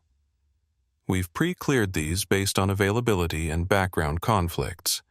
Pick something you can remember naturally, something that feels comfortable. You'll be using it for the rest of your life." Boaz stared at the list, at names that belonged to strangers, at the clerical evidence of his old life's termination. He picked one at random, didn't matter which, because none of them were him. None of them were the person who'd spent 11 years building a reputation as a reliable trucker, who'd learned every mile of the Nevada corridors, who'd trusted his instincts at mile 92 and made choices that had led him to this sterile ranch house in the middle of nowhere. "What about my truck?" he asked suddenly, the question surprising even himself. "My rig, the Freightliner. I know it's evidence, I know you need it for the case, but after... what happens to it?" The marshal's expression shifted to something like sympathy. "It'll be held until after trial, then released. Your company will handle disposition, probably sell it or reassign it. You won't have access to it, Mr. Cotterell. That's part of the separation. Your old life, your old possessions, they stay behind." The finality of it hit harder than Boaz expected. That truck had been his home, his office, his constant companion for 3 years. He knew every rattle, every quirk, every sound it made under different conditions. Losing it felt like losing part of himself, another piece of identity stripped away by circumstances he hadn't chosen. On the 13th day, Trooper Creed Ellison visited the safe house, making the drive out from Tonopah to provide an update and check on Boaz's status. They sat on the ranch house's back porch, looking out over empty desert that stretched to distant mountains, and for a few minutes, neither spoke. Just two men watching wilderness that didn't care about criminal investigations or witness protection, or the complicated ways human lives got entangled. "The people we detained in Tonopah made bail," Ellison finally said, voice flat. $2 million each, paid in cash by an attorney we've never seen before. They walked out of county lockup 3 days ago, and we have no idea where they went. Ankle monitors were professionally removed within hours of release, probably had technical support waiting. We've issued warrants, circulated their information, but honestly..." He paused, shaking his head. "They're gone. Either out of state or out of the country, and they're not coming back until we don't matter anymore." Boaz absorbed that information without surprise. "So my testimony might not even matter. If the defendants are gone, if the case falls apart because key witnesses disappear, I gave up my life for nothing." "Your testimony still matters," Ellison countered, though his voice carried less conviction than Boaz would have liked. "We've got others in custody, lower-level operators who can't afford million-dollar bails. We've got evidence from your trailer, from other seizures, from surveillance we've been running for months. It's not perfect, but it's something. And Mr. Cotterell? The fact that they were willing to pay $4 million total to get those 2 specific individuals out of custody, that tells us something about how important they are to the operation. We're hurting them, even if we don't have them in cells anymore. Hurting them just makes them more motivated to hurt me back," Boaz pointed out. "I'm still the loose end, still the witness who can testify about what happened at mile 92. Doesn't matter if the specific defendants are in custody or not. As long as I'm alive and willing to talk, I'm a problem for them." Ellison didn't argue the point, because they both knew it was true. Instead, he reached into his jacket and pulled out a photograph, laid it on the table between them. "We pulled this from traffic cameras on US 95, date stamped about 40 minutes before you encountered the roadblock at mile 92. Dark SUV matching the description you gave, no plates visible, traveling southbound at high speed. Can you confirm this is the vehicle that followed you to Tonopah?" Boaz studied the image, trying to see past the low resolution and bad angle. The SUV looked right, dark color, similar body style. But confirming it absolutely felt like another step deeper into testimony he wasn't sure he wanted to provide. Still, backing out now didn't make sense, not after everything he'd already committed to. "Could be," he said carefully. "I can't swear to it in court, but it looks consistent with what I saw." "That's good enough for now." Ellison retrieved the photo. "We're building the case piece by piece, Mr. Cotterill. Your testimony is part of it, but not the whole thing. You need to remember that. You're not solely responsible for whether this case succeeds or fails. You're just doing your part, telling the truth about what you experienced. The rest is on us, on the federal agents, on the prosecutors." The reassurance felt hollow, but Boaz appreciated the effort. He thought about the man who'd called him in Winnemucca, offering options that weren't really options. Wondered where that man was now, what he was planning, whether the organization was scrambling to contain the damage from the investigation, or calmly adapting like professionals who dealt with law enforcement complications before. "When do I testify?" Boaz asked. "When does this actually happen?" "Grand jury is scheduled for 3 weeks from now. After that, depending on indictments, trial could be anywhere from 6 months to 2 years out. A lot of variables, a lot of legal maneuvering. But your formal testimony, the official part where you're under oath and providing evidence, that starts in 3 weeks. Between now and then, you stay here, stay safe, and let us handle the logistics." 3 weeks in protective custody felt like eternity, but Boaz just nodded, because arguing wouldn't change the timeline. Ellison left an hour later, driving back toward Tonopah and his regular duties, leaving Boaz alone with security contractors and federal agents and the vast desert silence that pressed in from all sides. The days continued their monotonous crawl. Boaz read books from the safe house's limited collection, watched carefully curated television that avoided local news, took walks around the property perimeter with security hovering at discreet distances. He thought constantly about his truck, about routes he'd driven, about the simple pleasure of making a delivery on schedule and moving on to the next load. All of it felt impossibly distant now, like memories from someone else's life. On the 18th day, alarms woke him at 3 a.m. Not loud, not panicked, just persistent electronic tones that brought security contractors moving through the house with weapons drawn and radio chatter crackling. Boaz was hustled into an interior room, no windows, reinforced door, the kind of space designed for exactly this scenario. He sat on the floor in darkness while boots moved above him, and voices coordinated response to whatever had triggered the perimeter sensors. 40 minutes passed before the all-clear came. The male federal agent who'd interviewed him multiple times appeared in the doorway, expression carefully neutral. "We had a vehicle approach along the western access road, slow roll past the property line, then departure without stopping. Could be ranchers checking on something, could be criminals conducting reconnaissance. Security cameras got footage, we'll analyze it, but this demonstrates exactly why protective custody is necessary. They're looking for you, Mr. Cotterill. They're actively trying to locate you." The adrenaline crash left Boaz shaking, sitting on the floor of a safe room in a house he'd never chosen, protected by people he barely knew from threats he couldn't quantify. This was his life now. This was what doing the right thing at mile 92 had cost him. Safety purchased at the price of freedom, security that felt like a different kind of prison. He didn't sleep the rest of that night. Just sat watching the sun come up through a small window, thinking about choices and consequences, about whether he'd make the same decisions if he could go back to that moment on US 95, approaching a roadblock that changed everything. He wanted to believe he'd still bypass it, still call authorities, still do the right thing. But sitting in a safe house at dawn after 3 weeks of protective custody, he honestly wasn't sure anymore.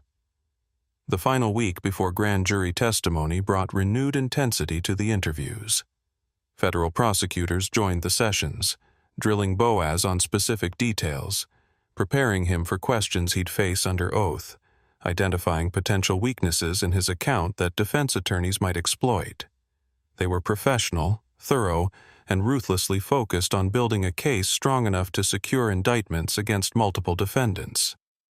"You're going to be challenged on your decision to bypass the roadblock," one prosecutor warned him. "Defense will argue you could have stopped safely, that you endangered the suspects by driving aggressively, that your actions precipitated everything that followed. You need to be clear, confident, and consistent about why you made that choice. Walk us through your thinking again." Boaz recounted it for what felt like the 100th time. The positioning of the vehicle, the man's demeanor, the absence of typical breakdown indicators, the instinct that something was wrong. He'd told the story so many times it almost felt rehearsed now, stripped of genuine emotion, just facts delivered in sequence. The prosecutors nodded, took notes, asked follow-up questions designed to expose any inconsistencies or uncertainties. "You'll do fine," the female prosecutor assured him after one particularly grueling session. "You're believable, you're detailed, you're clearly just a regular person caught in extraordinary circumstances. Juries respond to that authenticity. Grand jury will too." 2 days before the scheduled testimony, they moved Boaz again, this time to a secure federal building in Reno, closer to the courthouse where the grand jury would convene. The facility was designed for protected witnesses, with multiple layers of security and protocols that made the ranch house seem casual by comparison. Boaz's world had shrunk to a series of secure rooms and escorted movements, every step monitored, every interaction controlled. The night before testimony, he couldn't sleep despite exhaustion. Lay in the unfamiliar bed thinking about the morning ahead, about sitting in front of strangers and recounting the worst night of his professional life, about swearing to tell the truth while lawyers picked apart every word for weaknesses and inconsistencies. He thought about the voice on the phone in Winnemucca, offering options, about the dark SUV rolling past the safe house at 3 a.m., about all the ways this could still go wrong, even after he'd done everything right. Morning came too quickly.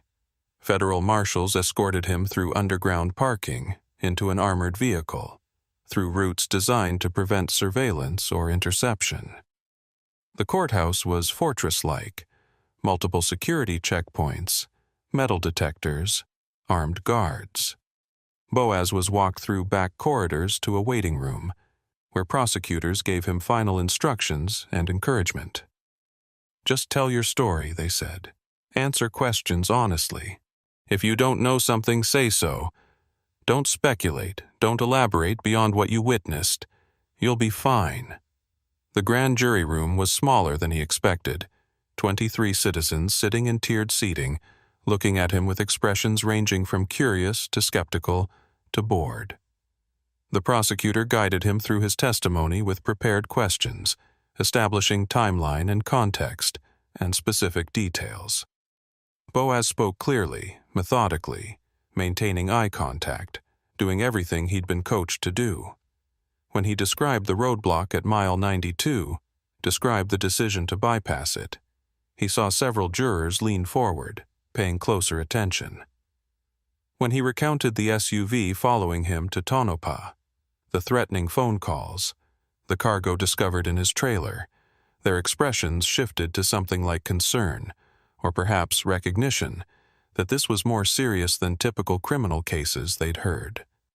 The testimony lasted 3 hours. Questions and answers, clarifications and confirmations, building a record that would either lead to indictments or wouldn't. When it finally concluded, Boaz was escorted back to the secure facility, exhausted and wrung out, uncertain whether he'd done enough, whether his account had been persuasive, whether any of this would matter in the end. The indictments came down 2 days later, 15 defendants, charges ranging from interstate trafficking to criminal conspiracy to weapons violations. Not everyone connected to the organization, but enough to disrupt their operations, enough to justify the resources that had been invested in the investigation. Boaz's testimony had been part of the evidence package that secured those indictments, and the prosecutors called to congratulate him and thank him for his cooperation. It felt emptier than it should have. 15 indictments, but the 2 people detained in Tonopah weren't among them, had disappeared after making bail. The voice on the phone in Winnemucca belonged to someone who'd never been identified. The organization's leadership remained insulated, protected by layers of deniability and cutouts. They'd won a battle, maybe, but the war felt far from over. "When do I get my new life?" Boaz asked the marshal coordinating his WITSEC transition. "When does Boaz Cotterill disappear and whoever I'm becoming takes over?" "Paperwork's nearly complete," the marshal replied. "Another week for final processing, background establishment, asset liquidation. Then we relocate you to your new city, set you up with housing and employment assistance, and you start over. It's not easy, Mr. Cotterill. A lot of people struggle with the transition, but it's the price of safety, and right now, safety is what keeps you alive." The new identity arrived in a manila envelope, delivered by a marshal who treated it like classified documents, which, in a sense, they were. Social security card, driver's license, birth certificate, employment history, educational records, credit report. The complete documentation of a life that had never been lived by a person who'd never existed until 3 federal agencies decided he should. Boaz stared at the name on the license, at the face that was his own but attached to someone else's biography, and felt the last threads of his old life finally sever. "You'll need to memorize everything," the marshal instructed, spreading the documents across the table in the secure facility's conference room. "Birth date, previous addresses, employment history, all of it. This isn't just paperwork, it's your backstory. Anyone who runs a background check needs to find a consistent, believable history. That means you need to live this identity completely, never slip, never reference your old life even in casual conversation." The employment history showed a progression through various logistics and warehouse jobs. Nothing that would raise questions, but enough to justify his skill set. The address history moved him through several Midwestern cities, places Boaz had never visited, neighborhoods he couldn't describe if someone asked. The educational background was minimal: high school diploma, some community college, nothing that would require detailed knowledge or alumni connections. It was a carefully constructed identity designed to be forgettable, the kind of life that blended into background noise and attracted no special attention.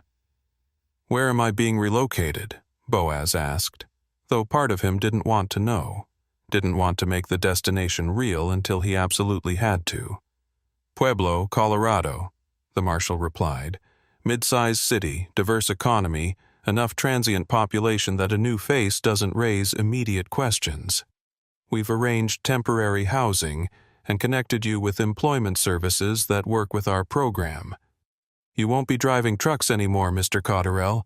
That career ended at mile 92. But we've identified positions in warehouse operations, shipping logistics, dock work, things that use your skills without putting you on the road where you'd be visible and vulnerable." Not driving anymore. The reality of it settled into Boaz's chest like lead. 11 years of building a career, developing a reputation, learning routes and procedures, and the thousand small details that separated good truckers from mediocre ones. All of it meaningless now, erased by the necessity of disappearance. He'd become someone who'd never hauled freight, never driven through Nevada deserts at 3 a.m., never encountered a roadblock at mile 92 that changed everything. What about my family? The question came out quieter than Boaz intended. My daughter, my ex-wife, my brother. What do they get told? The marshal's expression shifted to something like sympathy, though it remained professionally controlled.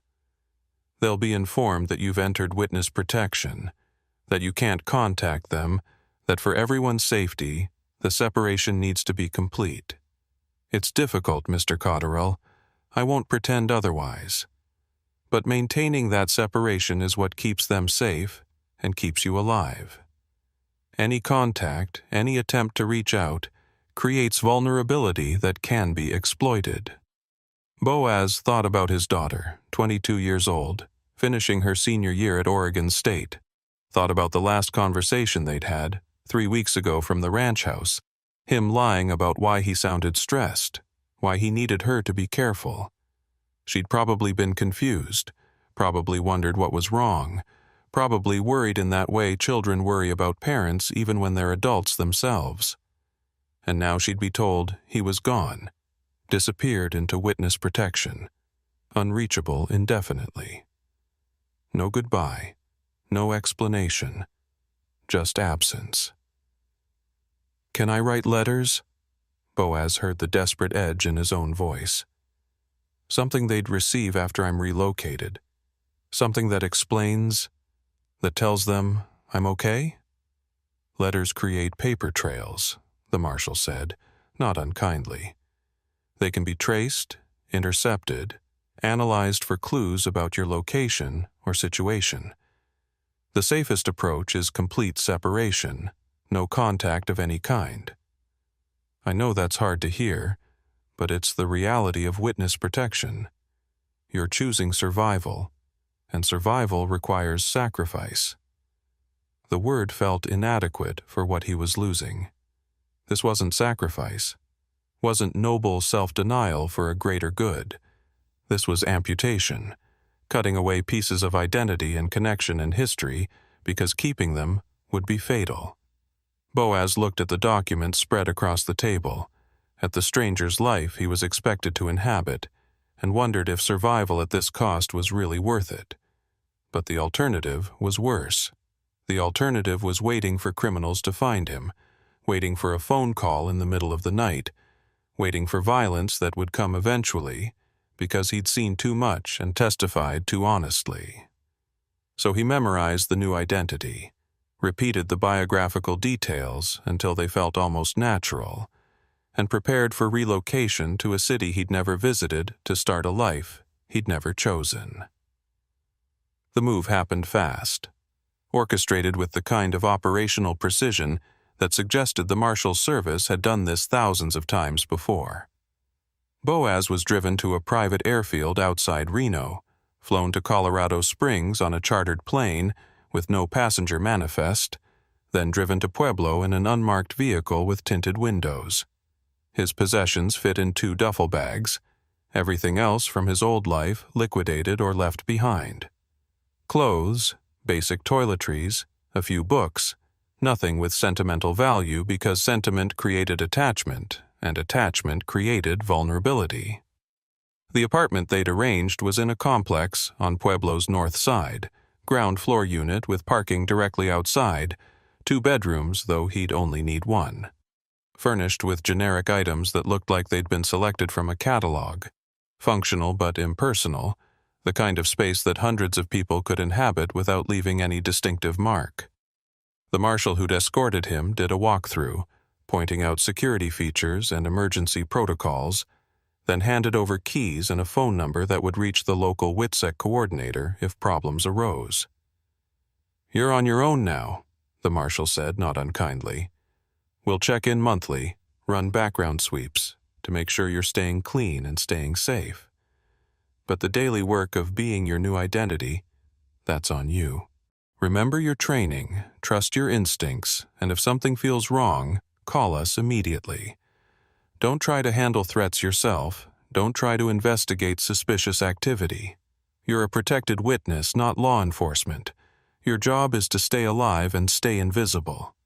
Then the marshal left, and Boaz was alone in a stranger's apartment in a city he didn't know, carrying a name that didn't feel like his own, facing a future that looked nothing like the life he'd been building for 44 years. He stood in the living room for a long time, just looking at the generic furniture and blank walls, trying to imagine himself living here, existing here, being whoever the document said he was. It felt impossible, felt like a role he couldn't sustain, but he didn't have alternatives that kept him breathing. The Employment Services Office was downtown, a nonprofit that worked with various populations needing job placement assistance. They'd been briefed on his situation in whatever carefully sanitized way the Marshal's service handled such things, knew he needed work but couldn't provide detailed references or employment history beyond what the manufactured documents showed. The counselor assigned to his case was a woman in her 30s, professional but warm, clearly experienced in working with people who had complicated backgrounds. "We've got several positions that might be appropriate," she said, pulling up listings on her computer. Warehouse work at a distribution center, forklift operator at a manufacturing plant, dock supervisor at a freight terminal. All of them entry-level despite your experience, because we can't verify your actual employment history. You'd need to start low and work your way up based on performance rather than resume. Boaz chose the freight terminal position, partly because it felt closest to his old life, partly because dock work meant staying stationary rather than driving routes that might take him back toward Nevada and visibility. The pay was less than half what he'd made as a trucker, barely enough to cover rent and basic expenses, but survival wasn't about comfort anymore.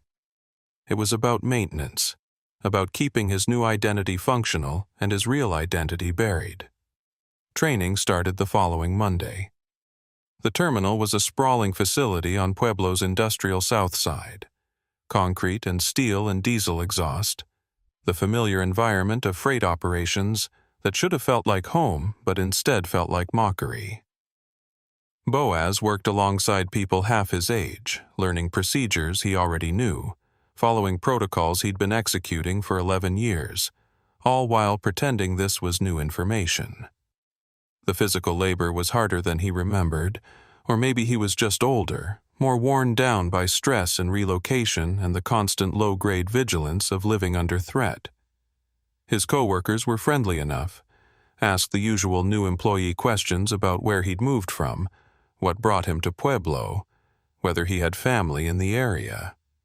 Boaz delivered the rehearsed answers with what he hoped was casual naturalness, maintaining the manufactured backstory, offering no details that might invite follow-up questions or curiosity. Most people accepted his responses at face value, showed polite interest, then moved on to other topics. A few seemed to sense something off about him, something that didn't quite add up, but they didn't push, respected whatever boundaries they detected. The work rhythm established itself over weeks. Morning shift starting at 6 a.m., 8 hours of loading and unloading trucks, processing freight, managing inventory systems. Physical exhaustion that should have helped him sleep, but somehow didn't. Evenings alone in the generic apartment, watching television he didn't care about, eating meals that tasted like cardboard, existing in a liminal state between the life that had ended and a life that didn't feel real yet. The monthly check-ins with the WITSEC coordinator confirmed he was maintaining his cover, staying out of trouble, exhibiting no behaviors that might compromise his security. 3 months into his new existence, Boaz was working the loading dock when a long-haul rig pulled in, Freightliner Cascadia with Nevada plates, and the sight of it hit him like physical impact. For a moment, he was back on US 95, approaching mile 92, making the split-second decision that had led to everything that followed.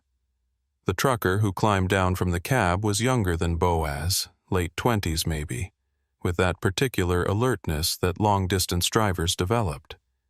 He stretched, scanned the dock, caught Boaz watching and nodded acknowledgement.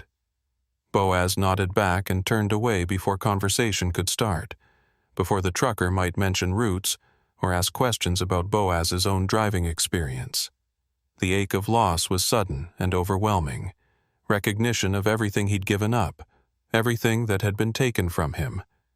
He'd been good at trucking, had taken pride in his professionalism, his reliability, his knowledge of the routes he ran, and now he was loading someone else's freight, helping facilitate deliveries he'd never make, watching other drivers live the career he'd lost. The dock supervisor noticed his distraction. "You okay? Look like you've seen a ghost." "Just tired," Boaz said, which wasn't technically a lie. He was tired, exhausted in ways that sleep couldn't fix, worn down by the constant performance of being someone he wasn't. But admitting that would invite questions he couldn't answer, so he just returned to work, moving freight with mechanical efficiency while his mind drifted to highways he'd never drive again. That evening, back in the apartment, Boaz made a decision he knew was probably stupid, but couldn't stop himself from implementing. He opened his laptop, navigated to a trucker forum he'd occasionally visited before witness protection, just to read. Not to post, not to interact, just to lurk and absorb the conversation, the familiar complaints about traffic and fuel prices and dispatcher incompetence, the shared experience of a community he'd been forced to abandon. The discussions were mundane, comforting in their ordinariness. Someone asking about the best truck stops on I-40 through Arizona. Someone else venting about a shipper who'd kept them waiting for hours at the loading dock. A thread about new ELD regulations and how they affected logbook management. Normal trucking concerns, the daily texture of a life Boaz couldn't live anymore. He was about to close the laptop when a username caught his eye. Highway Ghost 95. The number made his breath catch, made him click on the profile against every instinct that said this was dangerous, said he needed to maintain distance from anything connected to his old life. The account had been created 2 weeks ago, had made exactly 3 posts, all of them in threads about Nevada routes, about Highway 50 and US 95, about the long empty stretches between Reno and Tonopah. The posts themselves were innocuous, just another driver discussing routes and conditions. But something about the username, about the specific reference to 95, about the timing of the account creation, made Boaz's stomach clench with recognition. This wasn't coincidence. This was a message, a signal, someone telling him they knew he was out there watching, knew he hadn't completely disconnected from his old community. He closed the laptop without logging out, without clearing browser history, just shut it down like that would somehow undo what he'd seen. His hands were shaking slightly, adrenaline response to perceived threat, body remembering the fear even if his mind tried to rationalize it away. Maybe Highway Ghost 95 was just a random username, just another driver who happened to like that particular route. Maybe he was seeing patterns where none existed, letting paranoia transform innocuous coincidence into sinister implication. But Boaz had trusted his instincts at mile 92, and those instincts had kept him alive. And right now, those same instincts were screaming that the forum account wasn't random, wasn't innocent, was exactly what it appeared to be. Evidence that someone was looking for him, probing the spaces where he might still maintain connection to his old life, watching for any sign that Boaz Cotterill still existed somewhere beneath whatever new identity he'd assumed. He should call the WITSEC coordinator immediately, report the potential security breach, let professionals assess whether this was genuine threat or paranoid interpretation. But calling meant admitting he'd been visiting trucker forums, meant acknowledging he'd violated the separation protocols, meant potentially losing what little connection he still had to the life he'd been forced to abandon. So instead, he sat in the dark apartment, laptop closed, phone untouched, trying to convince himself he was overreacting while simultaneously knowing he wasn't. Sleep was impossible that night.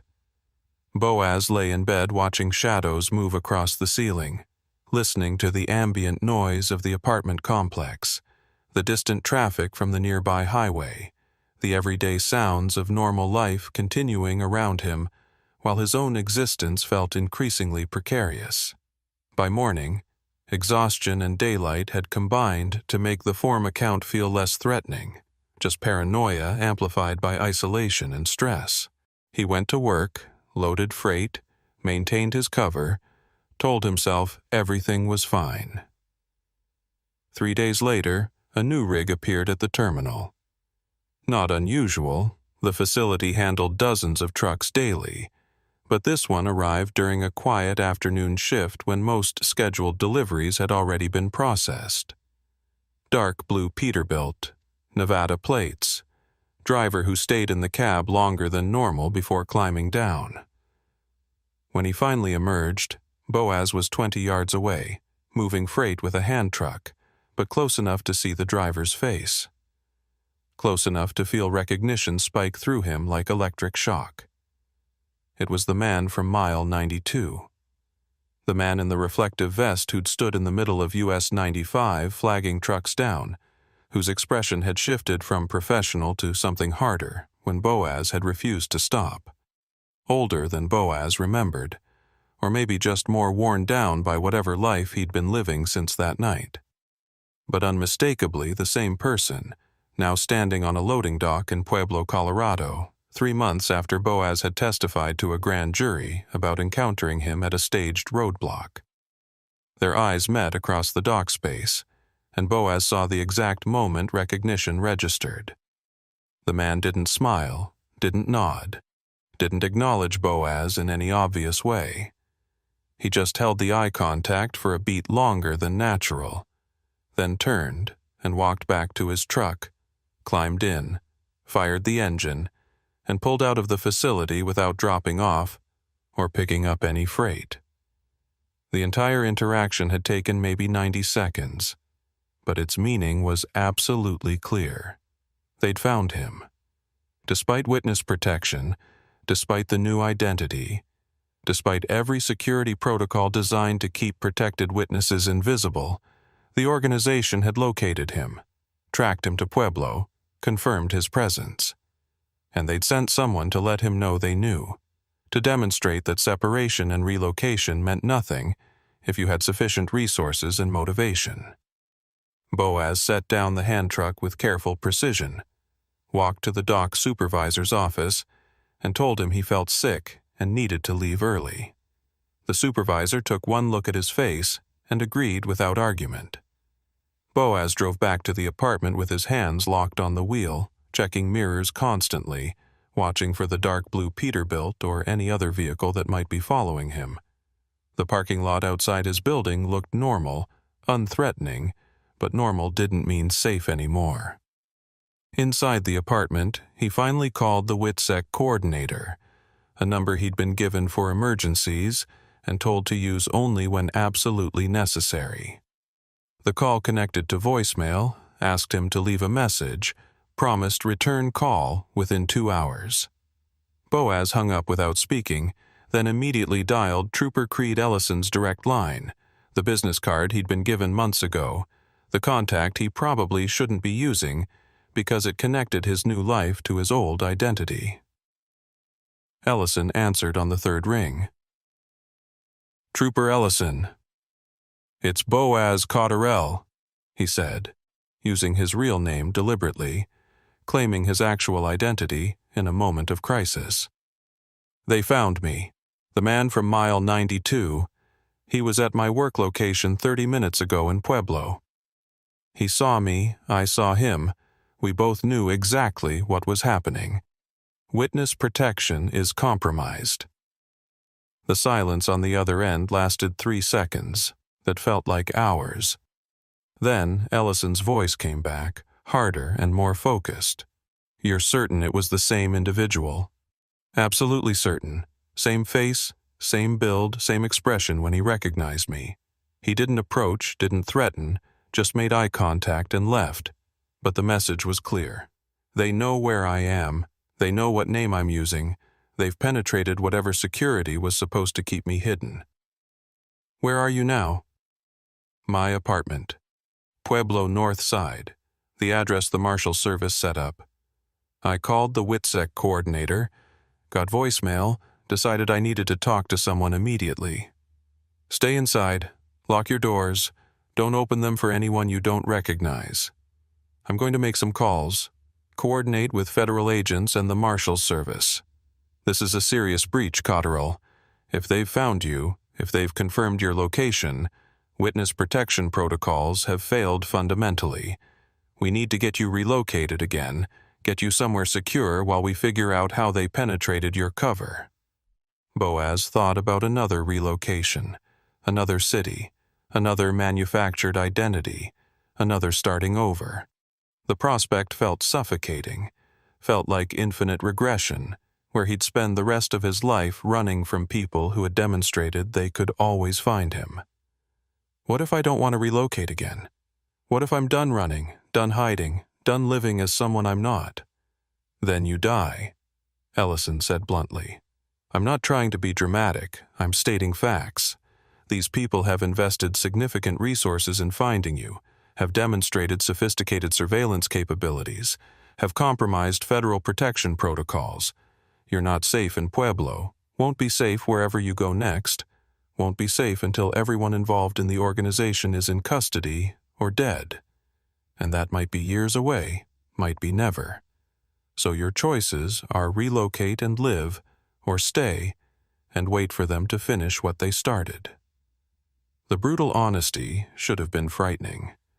Instead, Boaz felt strange calm settle over him, the kind of clarity that came from finally understanding the full scope of your situation.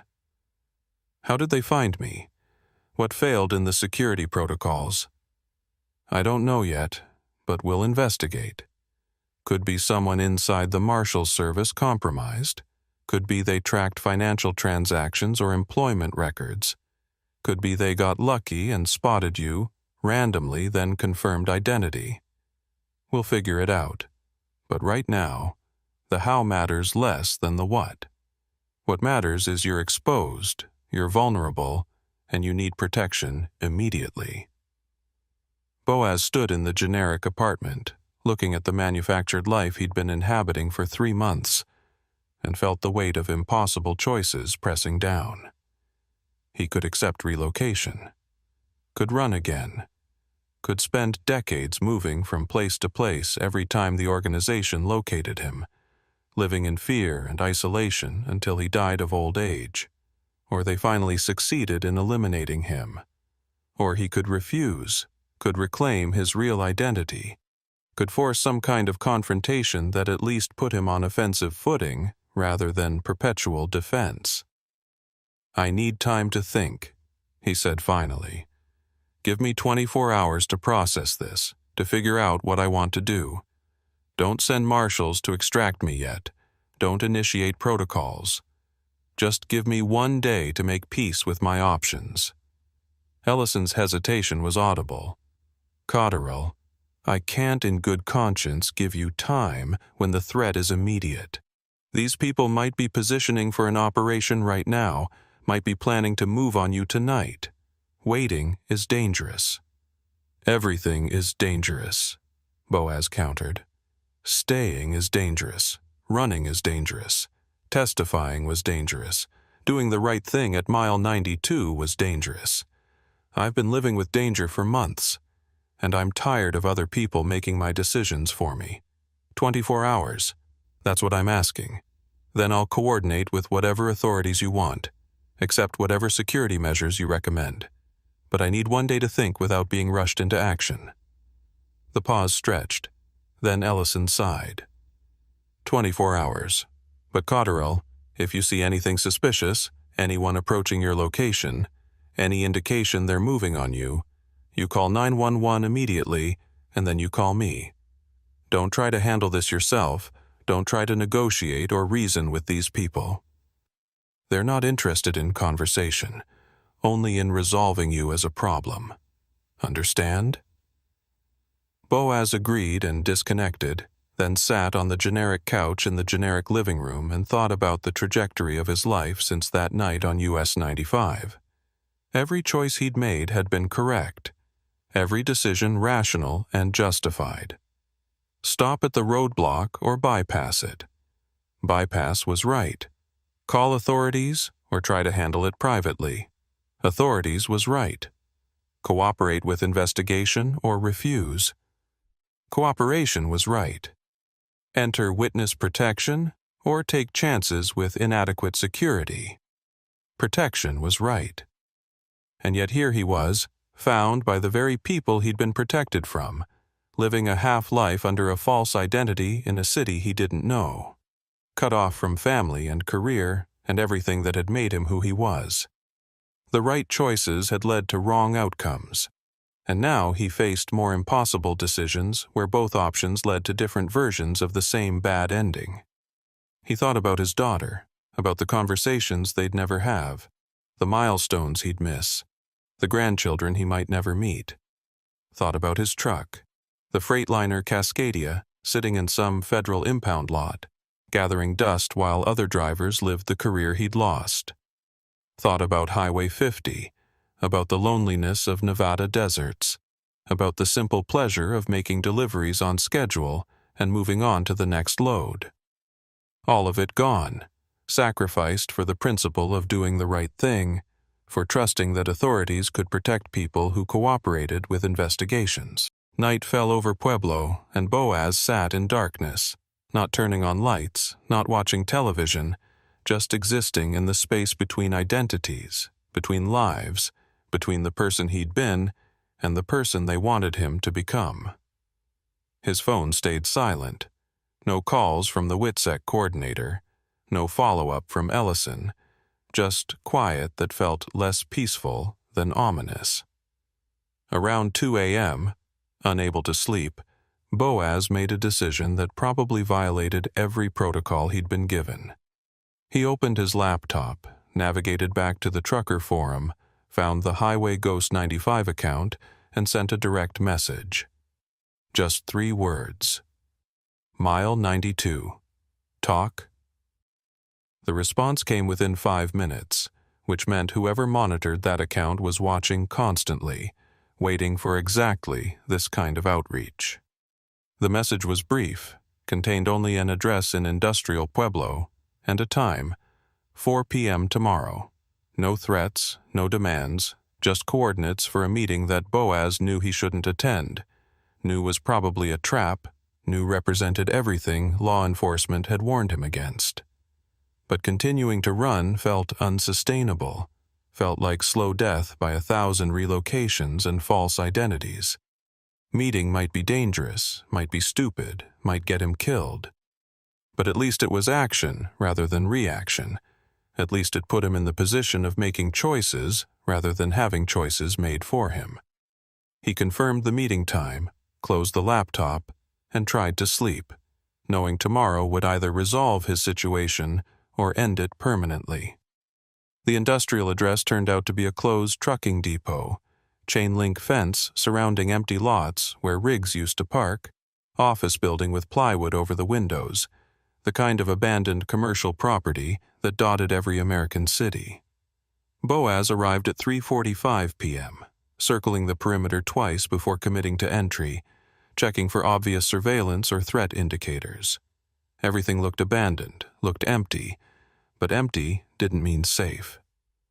He parked near the main gate, left the engine running, kept his phone in hand with 911 pre-dialed, ready to call for help if the situation deteriorated. The gate wasn't locked, just closed, and it swung open with a rusty groan that echoed across the empty lot. Boaz walked toward the office building, every nerve firing, every instinct screaming that this was a mistake, that he should turn back, call Ellison, accept relocation and protection, and all the security protocols he'd been provided. A figure emerged from the building's shadows, and Boaz recognized him immediately. Not the man from mile 92, not the trucker who'd appeared at his work location, but someone else entirely. Older, maybe 60, dressed in expensive casual clothes that looked wrong in this industrial setting, carrying himself with the calm authority of someone accustomed to control. He approached to within 10 feet and stopped, maintaining distance, hands visible, posture non-threatening but radiating confidence. "Mr. Cotterill, thank you for meeting me. I know this violates your security protocols. I know your law enforcement contacts would disapprove strongly, but I wanted to offer you a conversation that those contacts can't provide, one that acknowledges realities they prefer to ignore." "You're the one who called me in Winnemucca," Boaz said, recognizing the voice, the cadence, the careful diction that suggested education and sophistication. "You're part of the organization behind the cargo in my trailer." "I prefer to think of myself as someone who facilitates certain business operations that exist outside conventional regulatory frameworks," the man replied with a slight smile. "But yes, I represent the interests you inadvertently disrupted at mile 92, interests that would very much like to resolve the complications you've created." "By killing me," Boaz kept his voice flat, stating facts rather than accusations. "By finding a mutually acceptable solution that serves everyone's interests better than current arrangements. You're in witness protection, Mr. Cotterill, but protection hasn't protected you. You're living under a false identity in a city you don't know, cut off from family and career, existing in constant fear that we'll locate you, which, as you've seen, we can do whenever we choose. That's not living. That's just delayed dying. So what's your offer? What mutually acceptable solution involves me staying alive?" The man clasped his hands behind his back, considering his response carefully. "You testified to a grand jury, helped secure 15 indictments against individuals who were, frankly, expendable to our operations. Low-level operators who can be replaced with minimal disruption. The people those indictments actually threaten. They're not present in any courtroom, not worried about prosecution, not vulnerable to the case your testimony helped build. You've done your civic duty, Mr. Cotterill. You've cooperated with authorities, provided information, satisfied whatever moral obligation you felt about doing the right thing, and it hasn't made you safer, hasn't improved your situation, hasn't accomplished anything except destroying your life. Get to the point." Boaz's hands clenched at his sides, frustration bleeding through despite his effort to maintain neutral demeanor. "The point is this. The trial phase is still months away, might be years before cases actually conclude. Your testimony at trial would be more detailed than your grand jury statement, more damaging to our operations, more problematic for everyone involved. We'd like to prevent that testimony from occurring, but not through methods that would attract additional law enforcement attention or create martyrs that prosecutors could exploit. So we're offering you an alternative. Walk away from witness protection, reclaim your real identity, return to trucking, or whatever life you want to rebuild.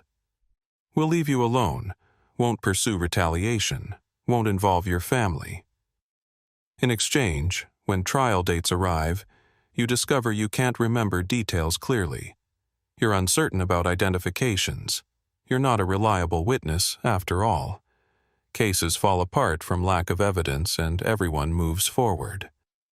The offer hung in the air between them, simultaneously tempting and repulsive. Everything Boaz wanted, his life back, his identity restored, his freedom from constant relocation and fear, purchased at the cost of perjury and betrayal of the investigation he'd supported. He thought about the federal agents who'd worked the case, about Trooper Ellison who'd responded to his call, about all the resources and effort invested in building prosecutions that his testimony would help confirm. You're asking me to commit perjury, to throw the cases, to let criminals walk free, because you've demonstrated you can find me whenever you want. I'm asking you to prioritize your own survival over abstract concepts of justice that clearly aren't serving your interests. The people who'd be affected by failed prosecutions, they're not good people, Mr. Cotterill. But they're also not the worst people. They're businessmen operating in gray markets, facilitating transactions between willing parties, providing services that significant populations desire. The harm they cause is debatable, the good they prevent is questionable, and the resources spent prosecuting them might be better deployed elsewhere. You refusing to testify clearly doesn't make you a villain. It makes you someone who reevaluated his priorities and decided survival mattered more than helping prosecute ambiguous crimes. Boaz stared at the man, at the sophisticated rationalization, at the offer that was simultaneously an ultimatum. Accept and live with the knowledge that he'd betrayed everyone who'd tried to help him, that he'd let criminals escape consequences, that his principles were negotiable when sufficient pressure applied. Refuse and continue running, continue relocating, continue living half-lives under false identities, until the organization eventually succeeded in eliminating him, or until time and stress destroyed him anyway. I need to think about this, Boaz said, voice hollow. This isn't a decision I can make, standing in an abandoned trucking depot talking to someone whose name I don't even know. Of course, take your time. Consider your options carefully. But Mr. Cotterill, understand that time has limits. Trial dates will be set eventually, prosecutors will begin preparing their cases, and opportunities for elegant solutions diminish as proceedings advance. We'd prefer to resolve this through conversation rather than confrontation, but we're prepared for either outcome. Contact will be made again in 1 week, same method as before. You'll provide your decision then, and we'll proceed accordingly. The man turned and walked back toward the office building, disappeared into shadows without looking back, confident in his position, certain that Boaz understood the calculation. And he did understood perfectly the choice being offered. Betray principles and live, or maintain integrity and die. Simple, brutal, clarified in ways that law enforcement's careful protocols and witness protection's elaborate security theater could never match. Boaz returned to his car, hands shaking slightly as he started the engine, drove back toward the apartment while his mind churned through implications and consequences. He should call Ellison immediately, report the contact, describe the offer, let authorities decide how to proceed. That was protocol, that was procedure, that was what protected witnesses were supposed to do when contacted by the organizations they'd testified against. Instead, he drove past the apartment complex, continued south toward the highway that connected Pueblo to wider Colorado and broader America. Drove without destination, just motion, just the familiar rhythm of wheels on asphalt and white lines flickering past. Found himself on I-25 heading north, then west on US 50, and realized with strange inevitability that he was driving toward Nevada, toward the desert corridors he'd hauled freight through for 11 years, toward the landscape that had shaped his career and destroyed his life.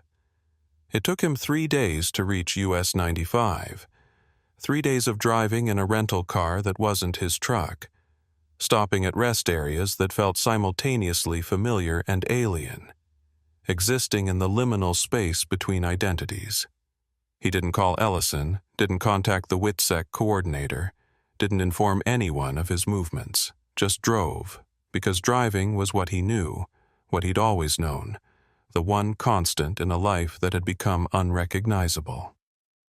Mile marker 92 looked unchanged, looked exactly as it had that night in October when Boaz had approached a roadblock and made choices that led to everything afterward. The highway stretched empty in both directions, sage and scrub extending to distant mountains, Nevada desert, indifferent to human drama. Boaz pulled onto the shoulder, killed the engine, and got out, standing on the same asphalt where the man in the reflective vest had flagged traffic with professional precision.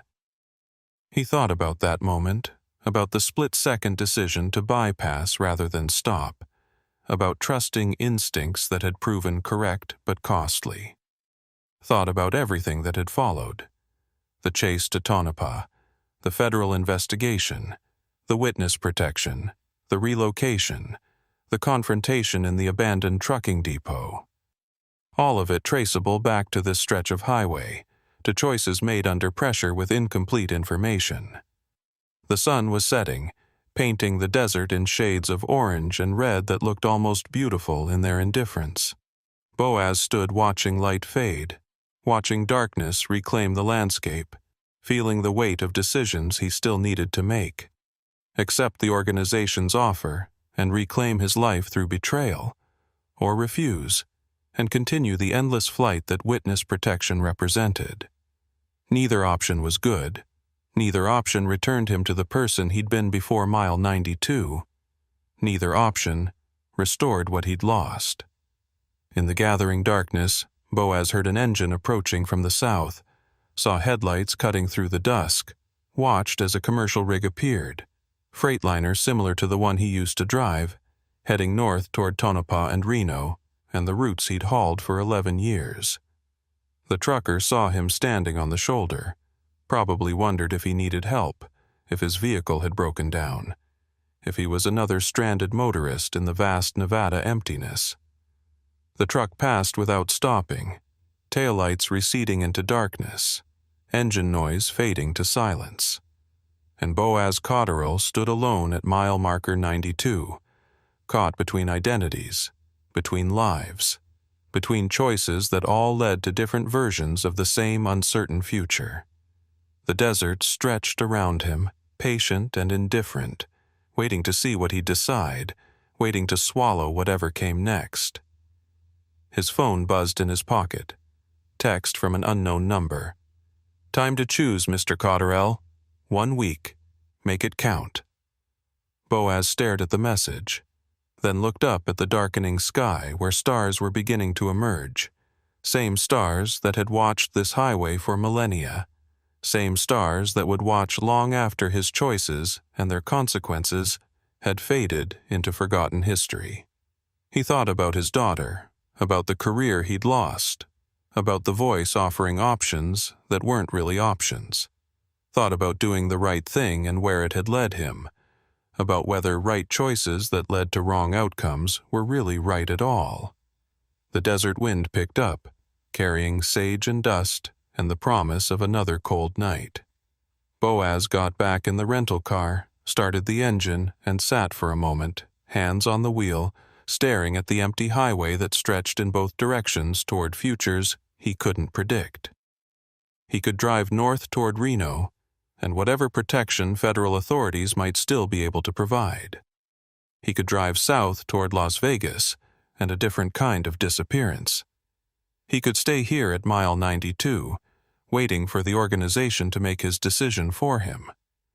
Or he could do something else entirely, something that hadn't been offered, something that existed outside the binary choice between cooperation and betrayal. He thought about Trooper Creed Ellison, about the federal agents who'd worked the case, about the infrastructure that had tried and failed to protect him. Thought about the sophistication of the organization that had found him despite witness protection, about the resources they could deploy, about the reality that running would never end and cooperation would never guarantee safety. The engine idled, patient as the desert, waiting for direction.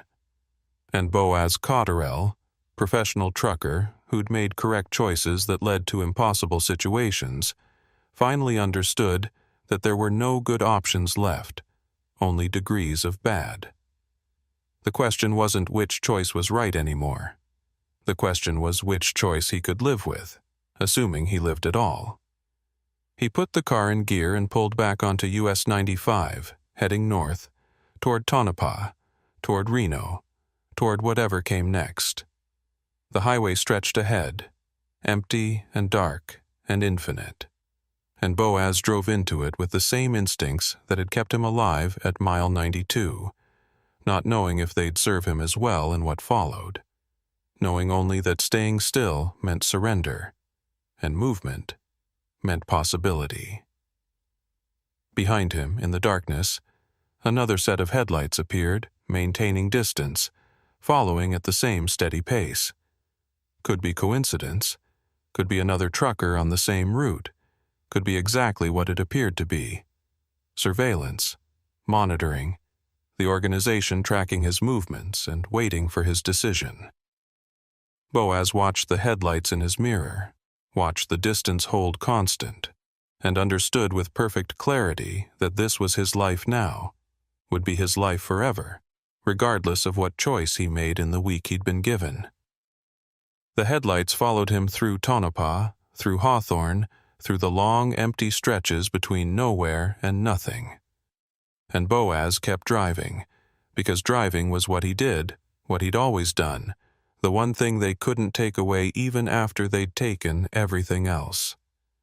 The highway rolled on, familiar and strange, route he'd driven 100 times, feeling for the first time like it had no destination, just continuation, just the endless unwinding of asphalt through darkness that might never end. Somewhere ahead, decisions waited. Somewhere behind, consequences followed.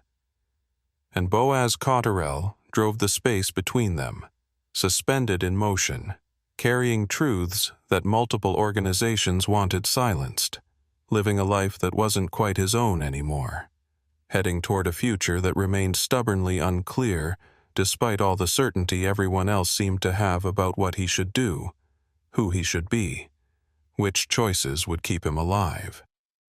The mile markers counted upward, marking distance without promising destination, and the headlights in the mirror maintained their steady following, patient as hunting animals, waiting for weakness, waiting for mistakes, waiting for the moment when Boaz's luck finally ran out and the road reached its ending.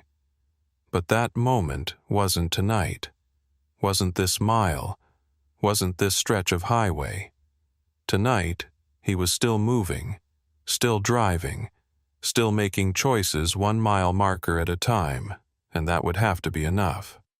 The desert accepted him back without comment, wrapped him in familiar darkness and vast indifference, and US 95 stretched ahead like it always had, promising nothing, demanding everything, offering only the choice to keep driving or stop. And Boaz Cotterell, trucker without a truck, witness without security, man without identity, chose motion over stillness and rolled forward into whatever darkness held. Ames Ridgely had been hauling freight through Nevada for 8 years, and in all that time he'd learned one fundamental truth about the extraterrestrial highway. The name was a tourist gimmick, but the isolation was absolutely real. State Route 375 cut through empty country that made other desert highways look crowded, a 2-lane strip connecting nothing to nowhere, passing through Rachel, a town so small it barely qualified as a settlement.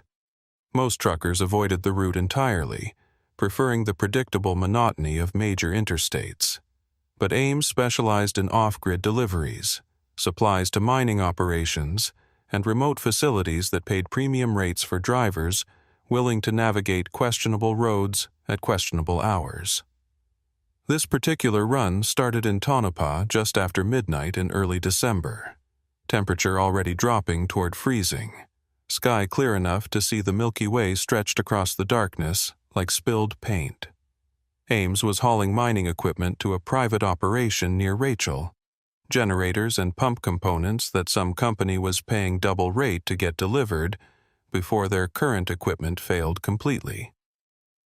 The load was legitimate, paperwork clean, nothing about the job that raised red flags beyond the inconvenient timing and isolated destination. Just another night's work in a career built on accepting runs that other drivers declined. The rig was a 2017 Kenworth T680, blue cab with white trailer, reliable, if not new, maintained well enough that Ames trusted it on remote routes where breakdowns meant serious problems. He'd fueled completely in Tonopah, verified tire pressure and fluid levels, done the pre-trip inspection with the kind of attention to detail that kept trucks running when conditions went sideways. The CB radio muttered with distant traffic, sparse chatter from drivers on US 95 and I-80. But once he turned onto 375, the radio went silent. Out here, you were alone in ways that city people never experienced. Alone in ways that even other desert highways didn't quite match. The highway unwound through darkness, sage and scrub visible only as darker shapes against dark ground, mountains distant and angular against the star-bright sky.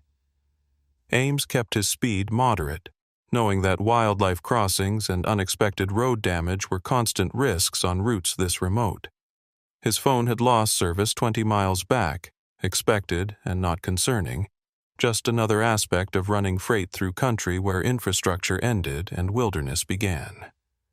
The heater hummed steadily, fighting the cold that pressed against the windows, and the diesel engine's rhythm provided the kind of white noise that could either help you stay alert or lull you into dangerous inattention.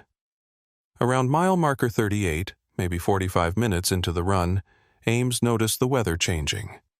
Not gradually, like normal storm systems, but suddenly, clouds materializing from clear sky like something had switched them on. Within 10 minutes, the stars disappeared behind roiling darkness, and the first snow began falling, not the gentle flakes of normal winter weather, but dense, wind-driven precipitation that immediately reduced visibility. Ames eased off the throttle, flipped on his hazard lights, and keyed the CB mic out of habit, even though he knew no one would answer. Any commercial traffic on 375? This is a northbound rig approaching Rachel, weather deteriorating rapidly, visibility dropping to near zero. Anyone copy? Static answered him, the empty hiss of frequencies with no one listening. Ames wasn't surprised, but felt the weight of isolation settle a little heavier. Storm conditions on empty highways meant you were on your own, meant help wasn't coming if things went bad, meant every decision had to be right because there were no second chances. The snow intensified, wind gusting hard enough to rock the trailer, and Ames made the calculation every trucker dreads: push through and risk worse conditions, or stop and wait out weather that might last hours. The mining operation was expecting delivery by dawn, had emphasized that timing was critical, that their current equipment was failing, and delays would cost them significant money. But money didn't matter if you jackknifed in a ditch or lost the road in whiteout conditions. Ames decided to push forward cautiously, knowing Rachel was only another 15 miles ahead, knowing he could reassess there if conditions continued worsening. The highway became an exercise in faith, white lines barely visible through the snow, edges of the road disappearing into uniform darkness. Ames dropped his speed to 35, then 30, watching for any sign of the pavement ending or curves approaching too fast. The rig handled the conditions reasonably well, weight providing stability even as wind tried to push the trailer sideways. He'd driven through worse weather before, had made deliveries in blizzards and ice storms and conditions that shut down highways for civilian traffic. This was manageable. Barely, but manageable. Then the electrical system failed. Not gradually, not with warning indicators or preliminary flickering, just sudden complete loss of power. Headlights killed, dashboard went dark, heater stopped. Everything that depended on electricity simply ceased functioning. The engine kept running on mechanical fuel injection, but without lights, Ames was driving blind in a snowstorm at 30 miles per hour with no way to see what lay ahead. Training took over. instinct developed through years of handling emergencies. He eased off the throttle without hitting the brakes hard enough to jackknife, let the rig slow naturally, steered toward what he hoped was the shoulder, based on memory and feel. The truck rolled to a stop, engine idling but dark, and Ames sat in sudden silence, broken only by wind howling outside and snow pounding the windshield. His first thought was alternator failure, possibly combined with battery problems, the kind of electrical cascade that shouldn't happen to properly maintained vehicles, but sometimes did anyway. He grabbed his flashlight from the door pocket, checked that it worked, then keyed the CB mic. Dead. No power to the radio meant no way to call for help, no way to contact anyone. Complete communication blackout. Ames climbed down from the cab into wind that hit like a physical force, snow already accumulating on the pavement, temperature feeling well below freezing. He made his way to the front of the truck, popped the hood, and examined the electrical system with his flashlight. What he found made no sense. The alternator belt was intact. Battery terminals showed no corrosion or looseness. All the visible components looked functional.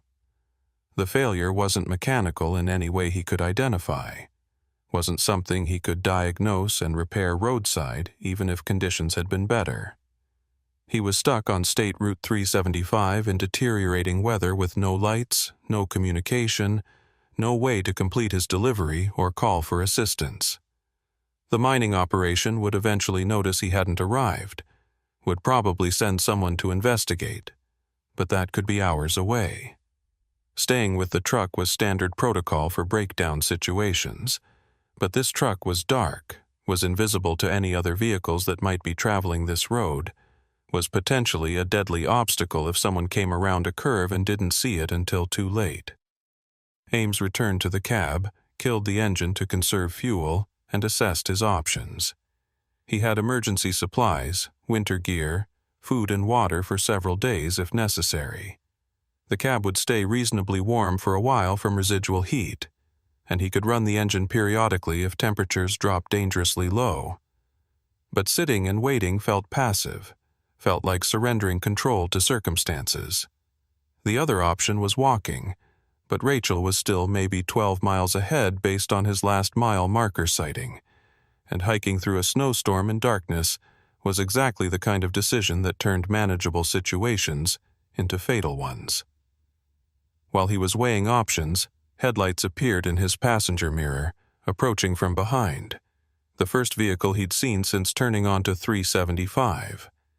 Relief mixed with caution, because help in remote places sometimes came with complications, but any vehicle meant potential assistance, or at least communication. The headlights slowed as they approached, pulled to a stop behind his trailer, and Ames could make out the shape of a heavy-duty wrecker, the kind of tow vehicle designed for commercial trucks. A figure emerged from the wrecker and approached Ames's passenger door, knocking with gloved fist. Ames cracked the window an inch, cold air rushing in, and the man outside leaned close to be heard over the wind. "Saw you sitting dark. Having electrical problems?" The voice was male, 40s maybe, professional tone that suggested legitimate tow operator rather than opportunistic criminal. "Complete electrical failure," Ames called back. "Can't diagnose the cause, can't fix it roadside. You out of Rachel?" "Own a service operation there, or in Baskerville. If you want, I can tow you back to my shop, get you out of this weather, assess what's wrong with your electrical system. Storm's supposed to get worse before it gets better, and sitting dark on 375 in these conditions is asking for someone to rear-end you." The offer made sense, aligned with what Ames would recommend if someone else was in his situation. But something about the timing felt off, about how quickly help had appeared, about how a tow operator happened to be driving this route in deteriorating weather exactly when Ames needed assistance. Nevada highways were full of coincidences, but professional truckers learned to question coincidences that felt too convenient. "How much for the tow?" Ames asked, practical concerns overriding suspicion. Even if the timing was suspicious, he needed help, Needed to get off the highway before conditions worsened or another vehicle appeared and couldn't stop in time. 400 to my shop in Rachel, diagnostic work extra depending on what we find. Cash or card, either works, but we should move quick. Visibility's getting worse. 400 was steep, but not unreasonable for a commercial tow in remote conditions. Ames made his decision, grabbed his essential gear, and climbed down to help Baskerville position the wrecker. The tow operator worked with professional efficiency, hooking chains and engaging the lift system with the kind of smooth competence that suggested years of experience. Within 15 minutes, Ames's rig was secured, and they were heading back south toward Rachel. Snow now falling so heavily that even the wrecker's powerful headlights barely penetrated 20 feet ahead. The wrecker's cab was warm, CB radio crackling with occasional distant traffic, and Baskerville drove with the careful attention of someone who knew these roads intimately. "You were making a delivery up past Rachel?" he asked, eyes never leaving the road. "Mining operation, equipment delivery, supposed to arrive by dawn." Ames kept his answers factual but minimal, still feeling that low-grade unease about circumstances that felt orchestrated rather than accidental. "They'll understand about weather delays. Storms like this, deliveries get pushed back all the time. Main thing is you're safe, truck's safe. We'll get you sorted out." Baskerville's tone was reassuring, but something in his inflection felt rehearsed, like he was following a script designed to put clients at ease. Rachel appeared through the snow after 20 minutes, just a handful of lights marking buildings in the vast darkness. The famous Little Alla Inn glowing like a beacon for travelers and alien enthusiasts.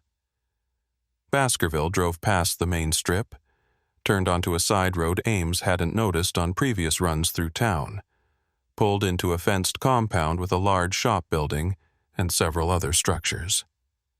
Security lights illuminated the compound, bright enough that Ames could see this was a substantial operation, more extensive than a typical small-town tow service.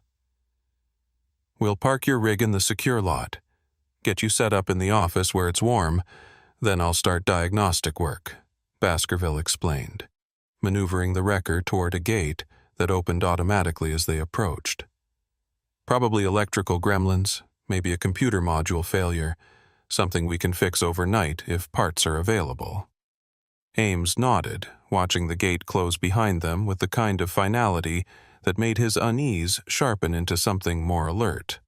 The compound felt less like a repair facility and more like a secure installation. Cameras visible on every corner, heavy-duty fencing, electronic gate controls, more security than a tow operation typically warranted, more infrastructure than Rachel's tiny population would support. As Baskerville unloaded Ames's truck and guided it into position, Ames noticed other vehicles in the compound. Several work trucks with no company markings, a couple of SUVs with tinted windows, and what looked like mining equipment in various states of repair. But the configuration felt wrong, felt like the equipment was staged rather than genuinely being serviced. Ames had delivered to enough remote operations to recognize when something didn't align with stated purpose. His phone buzzed suddenly, service returning briefly, and a single text message appeared from an unknown number. "Do not accept any offers. Leave at first opportunity." The message disappeared almost as quickly as it appeared, signal dropping again, but Ames's stomach clenched with the confirmation that his instincts had been correct. This wasn't a simple breakdown and tow situation. This was something else entirely, and he was already inside the compound when he should have stayed on the highway and taken his chances with the storm. Baskerville gestured toward the office building, smile still professional, but eyes now assessing Ames with more intensity. "Come inside, get warm. We'll talk about your truck's problems." The words were innocent, but the undertone carried an edge that transformed invitation into instruction, suggestion into requirement. And Ames Ridgely, professional trucker who'd accepted a premium rate delivery to a remote mining operation, finally understood that the electrical failure hadn't been mechanical at all, that the storm and the timing and the convenient tow operator were all part of something planned, something that had him exactly where they wanted him. The office building's interior was too clean, too organized for a tow service in a town like Rachel. Ames noticed it immediately as Baskerville led him through the entrance. No grease stains, no clutter of repair manuals and parts catalogs, no coffee rings on desks or calendars with scribbled notes. Just pristine surfaces, new furniture, and that institutional smell that suggested the space had been set up recently and used minimally. A break room with a full coffee station, a conference room with whiteboards covered in diagrams Ames couldn't quite see, offices with doors closed and lights off. "Coffee's fresh," Baskerville said, gesturing toward the break room. "Help yourself while I get started on your truck. Diagnostic work usually takes an hour or two. Might have you back on the road by morning if the problem's simple." He disappeared through a door leading to the shop area before Ames could respond, leaving him alone in the too-clean office with questions multiplying faster than answers.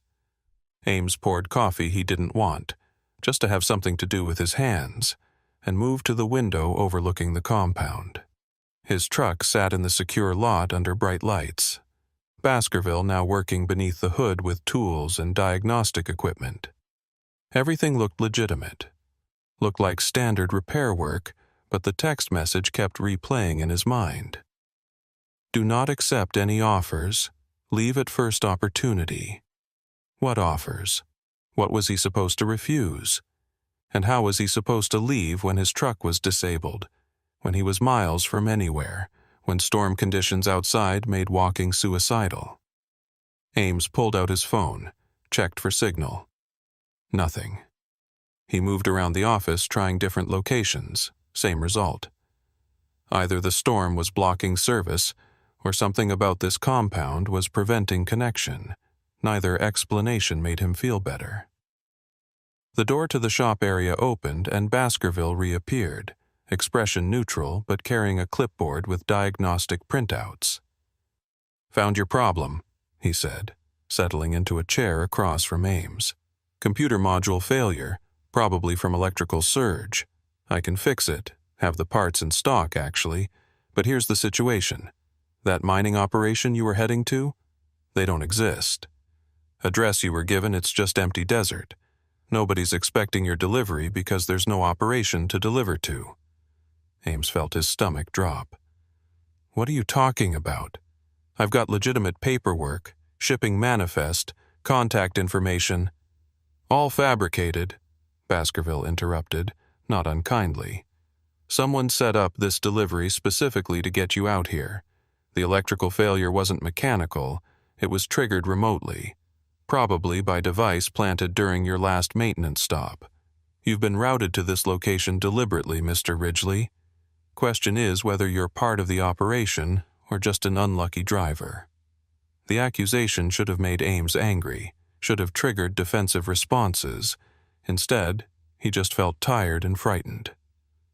"I'm a trucker. I haul freight. Someone contracts a delivery, I make the delivery. That's my entire involvement." "Then you've got a problem," Baskerville said, leaning forward slightly.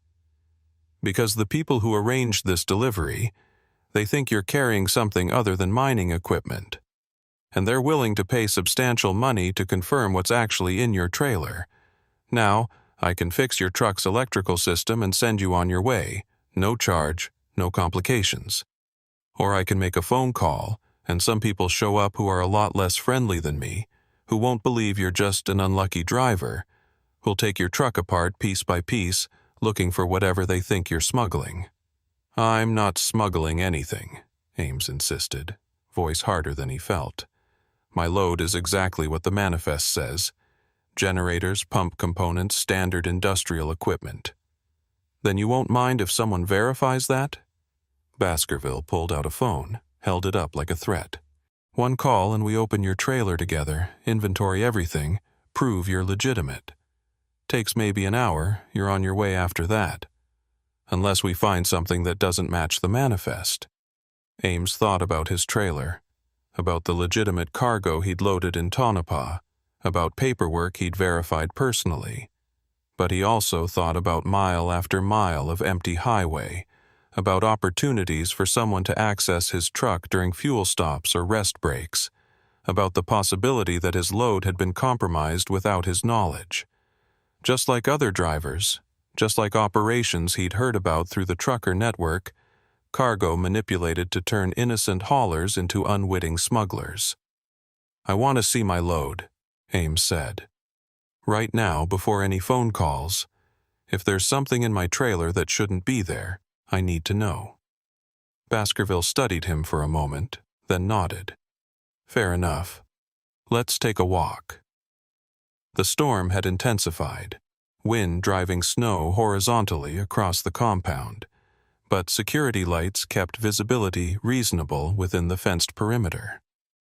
Baskerville led Ames to his trailer, produced bolt cutters, and removed the seal with practiced efficiency. The doors swung open, revealing cargo exactly as Ames had loaded it. Generators strapped in place, pump components secured, inventory matching the manifest he carried. Relief flooded through him, followed immediately by confusion. "This is all legitimate equipment," Ames said. "Everything matches my paperwork. So what did whoever set this up think I was carrying?" Baskerville was examining the trailer's interior with a tactical flashlight, checking behind cargo, inspecting the walls and ceiling. Maybe they were wrong about which truck. Maybe their intelligence was bad, or maybe... He stopped, flashlight focused on a section of the trailer's front wall. "Maybe it's not about what you're carrying. It's about where you're going." He turned to face Ames directly, and the professional veneer had dropped completely. "The address you were given, it's not random empty desert. It's adjacent to a private mining operation, heavily secured, no public access. That operation has been moving equipment and personnel at unusual hours. Lots of activity that doesn't match their stated purpose. Someone thinks they're running something illegal, wants eyes on the site, and apparently decided the best approach was sending a truck right to their doorstep." "You're saying I was supposed to be reconnaissance?" Ames tried to process the implication. "Drive close enough to their operation that I'd see something, report something? Or provoke a response? You show up claiming to have a delivery, they either turn you away or let you in. Either way, someone learned something about their security procedures, their reaction protocols." Baskerville closed the trailer doors. "Problem is, the mining operation has their own ideas about uninvited visitors. They've got private security, ex-military contractors, people who don't call sheriffs when they find problems on their property."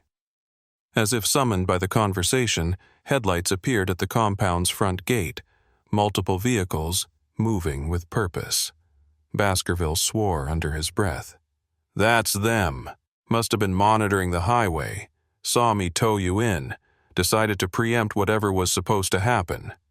He grabbed Ames's arm, pulled him toward a side building. "Listen carefully. Those people think you're part of an operation against them. If they take you, you disappear. No arrest, no charges, just gone. Your only chance is convincing them you're innocent, and they're not inclined to believe innocent explanations." The vehicles entered the compound, 3 SUVs with commercial mining company logos, men emerging in tactical gear despite their civilian employer. Ames counted 6 personnel, all carrying themselves like professional security, all focused on his truck with intensity that suggested this wasn't a casual inquiry. One man separated from the group, older than the others, moving with command authority. He approached Baskerville with the kind of familiarity that suggested previous dealings. "Trask Belden," the man introduced himself to Ames, not offering a handshake. "Security chief for the operation your fake delivery was targeting. Want to tell me who hired you to run reconnaissance on our facility?" "Nobody hired me for reconnaissance," Ames said, forcing his voice steady. "I'm a freight hauler. I got contracted for a delivery, loaded legitimate cargo, headed to the specified address. That's my entire involvement." Belden studied him with eyes that had evaluated threats professionally for years. "Convenient story. Electrical failure right before you reach our perimeter. Tow truck appears immediately. You end up at a facility that just happens to service our security vehicles. None of that strikes you as coordinated?" Ames looked at Baskerville, understanding crystallizing with cold certainty. "You work for them. The tow service, this compound, all of it's part of their security operation. You weren't helping me. You were intercepting me." "Protecting our interests," Baskerville corrected. "Someone's been probing our operation for weeks, trying to get information, identify vulnerabilities. When we detected the device on your truck, when we monitored your route, we knew you were either part of it or being used as part of it. Either way, we needed to contain the situation before you reached our actual facility." Belden pulled out a tablet, showed Ames photographs of his truck from various angles, timestamps indicating surveillance over multiple days. "We've been tracking you since Tonopah, the device that failed your electrical system. We didn't plant it, we just knew it was there, waited to see what would happen when it activated. Your cargo's clean, your paperwork's legitimate, but the delivery address and timing suggest you're a pawn in someone else's operation. Question is whether you know who's playing you." Ames thought about the text message warning him not to accept offers, about the too convenient timing of his breakdown, about layers of manipulation he hadn't recognized until trapped inside them. "I don't know who set this up.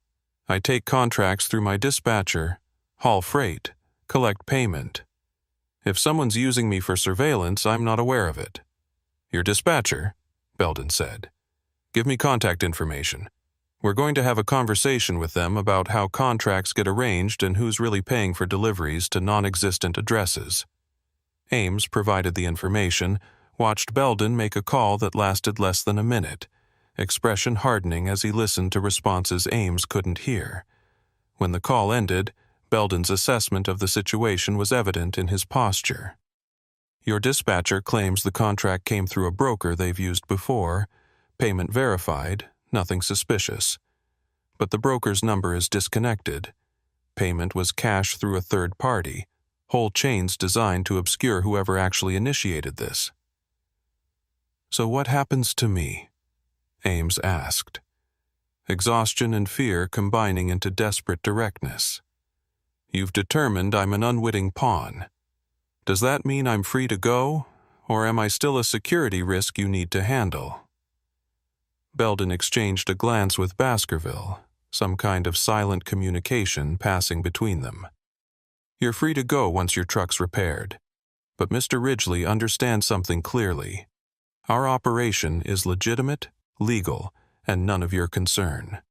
We employ private security because the nature of our work attracts unwanted attention from competitors and activists. You stumbling into the middle of that, even unwittingly, creates complications we'd prefer to avoid. So here's what's going to happen. Your truck gets fixed, you drive back to Tonopah, you forget this delivery ever happened. You don't file reports, don't discuss this with other drivers, don't try to figure out who set you up.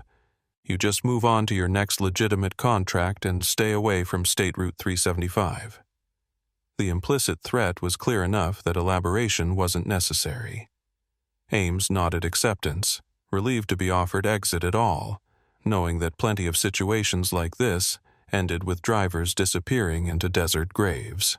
"How long to fix my truck?" 3 hours, maybe 4. Storm should clear by then, roads will be passable." Baskerville checked his watch. "Sun's coming up in 90 minutes. You'll be rolling by mid-morning, back in civilization by afternoon. Whole thing becomes a bad memory you don't share." Belden's security team conducted a thorough search of Ames's truck anyway, pulling cargo, inspecting every panel and compartment, looking for contraband or surveillance equipment or anything that might justify their suspicion. They found nothing, because there was nothing to find, and eventually replaced everything exactly as it had been loaded. professional, thorough, and deeply unsettling in its military precision.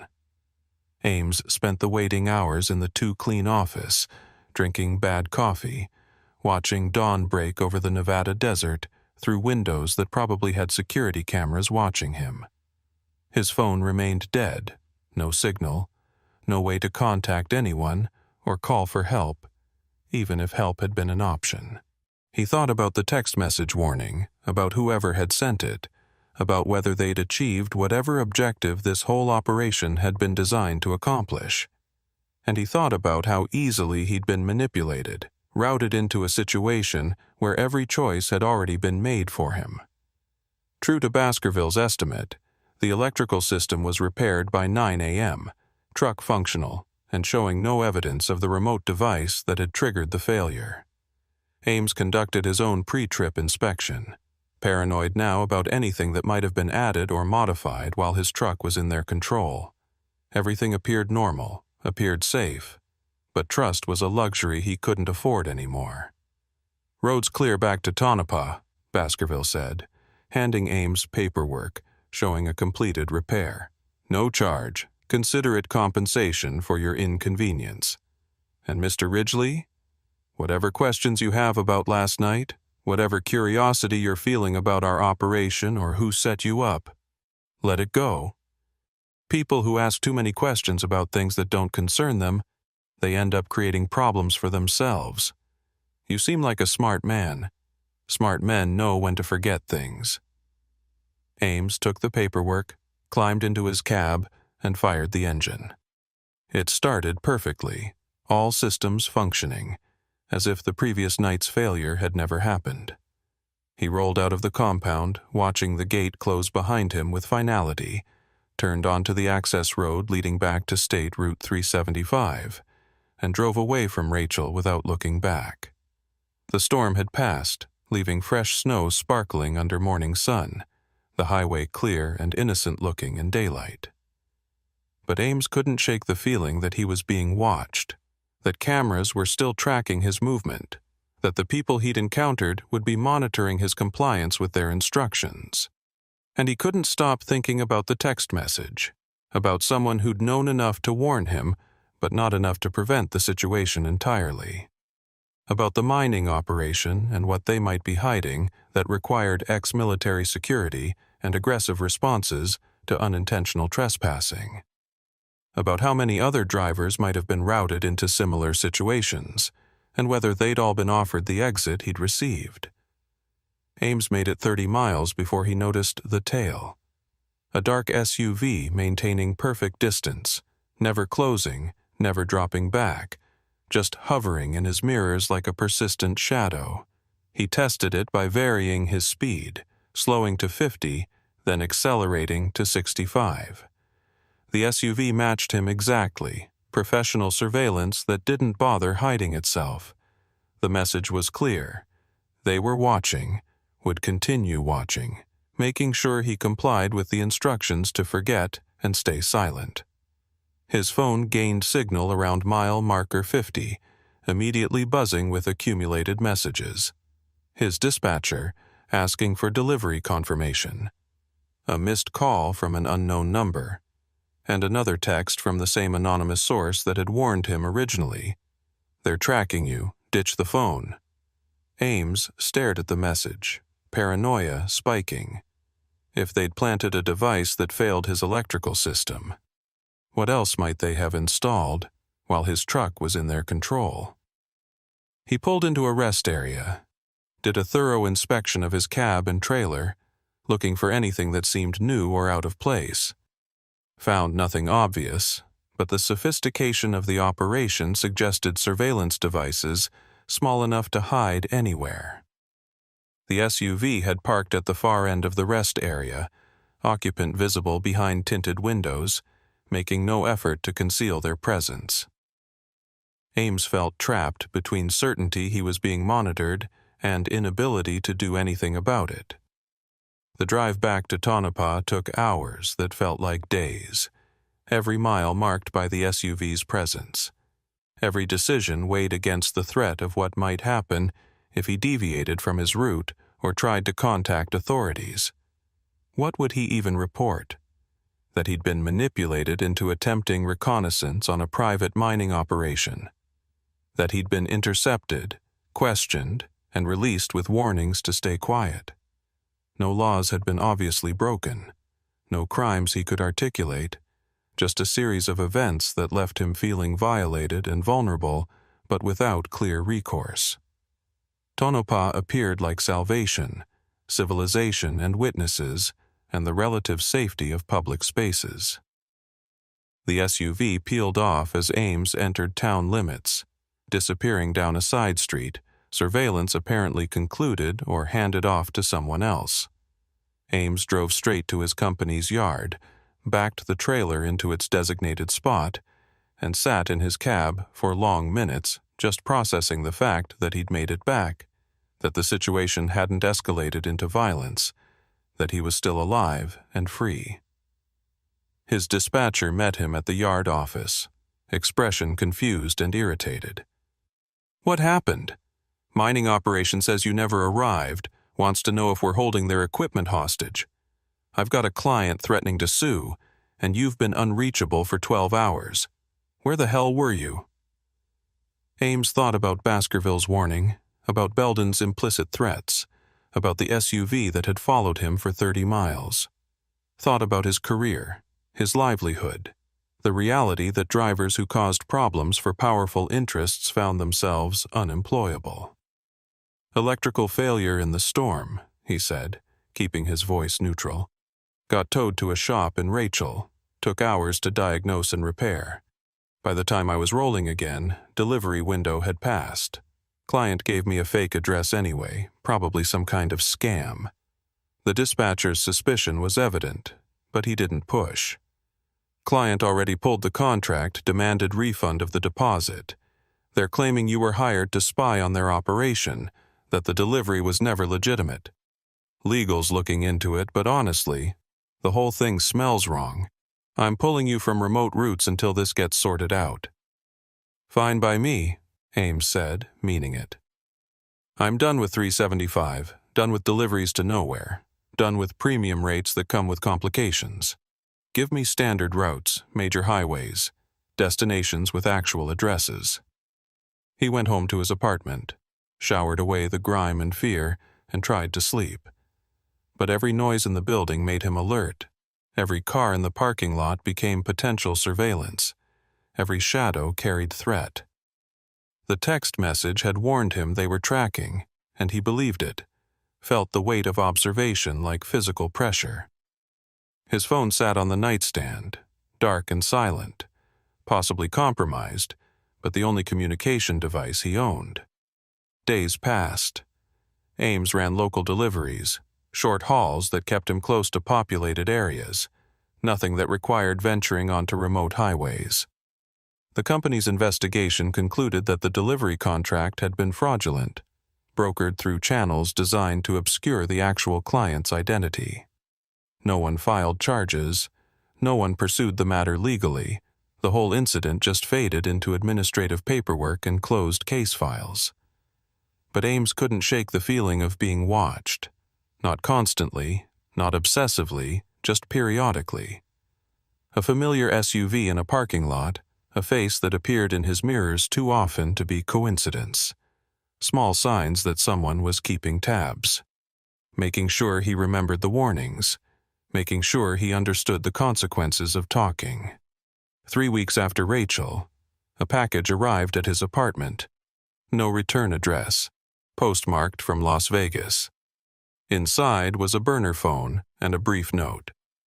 "If you want answers about who set you up and why, power this on at midnight tonight. If you want to forget and live normally, throw it away."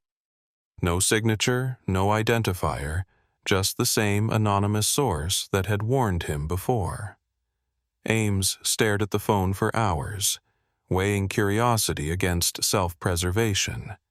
Answers meant understanding, meant maybe finding leverage or protection.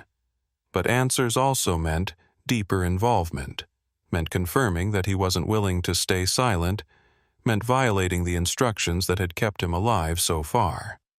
The smart choice was obvious. Throw away the phone, forget the questions, accept that some things weren't meant to be understood. At 11:55 p.m., he powered on the burner phone.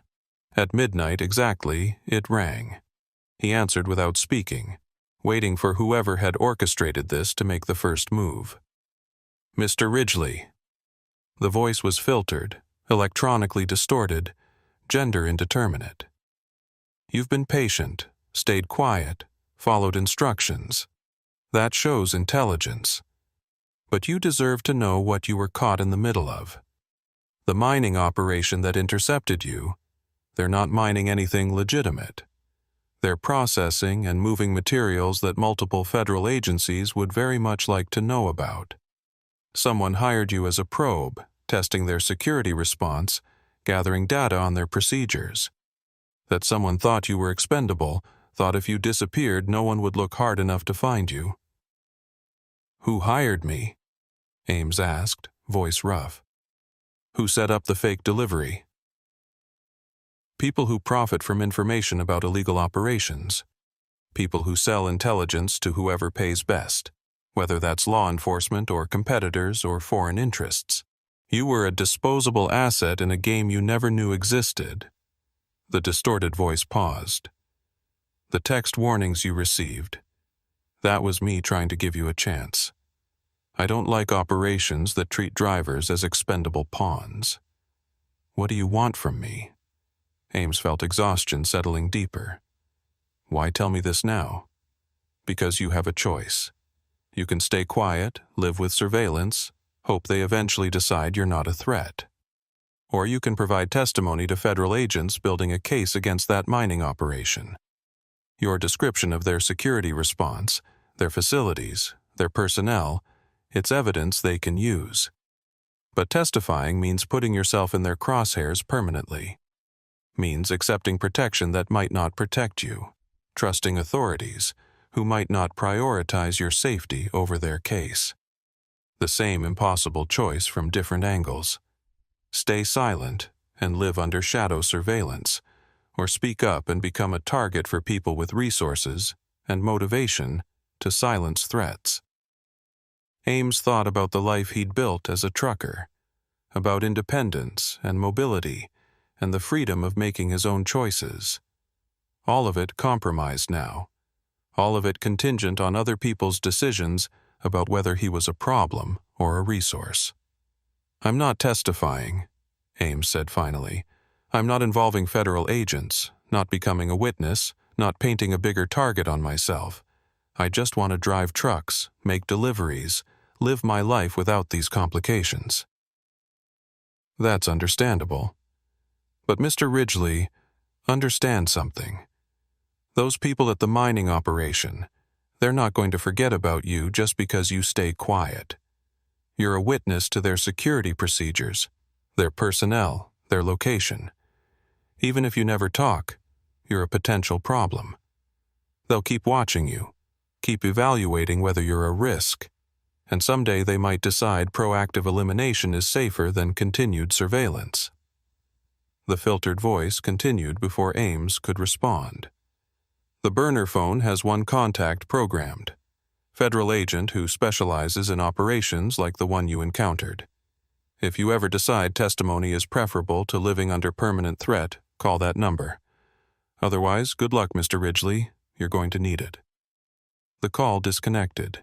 Ames stared at the phone, at the single contact labeled simply protection, at the choice that wasn't really a choice at all.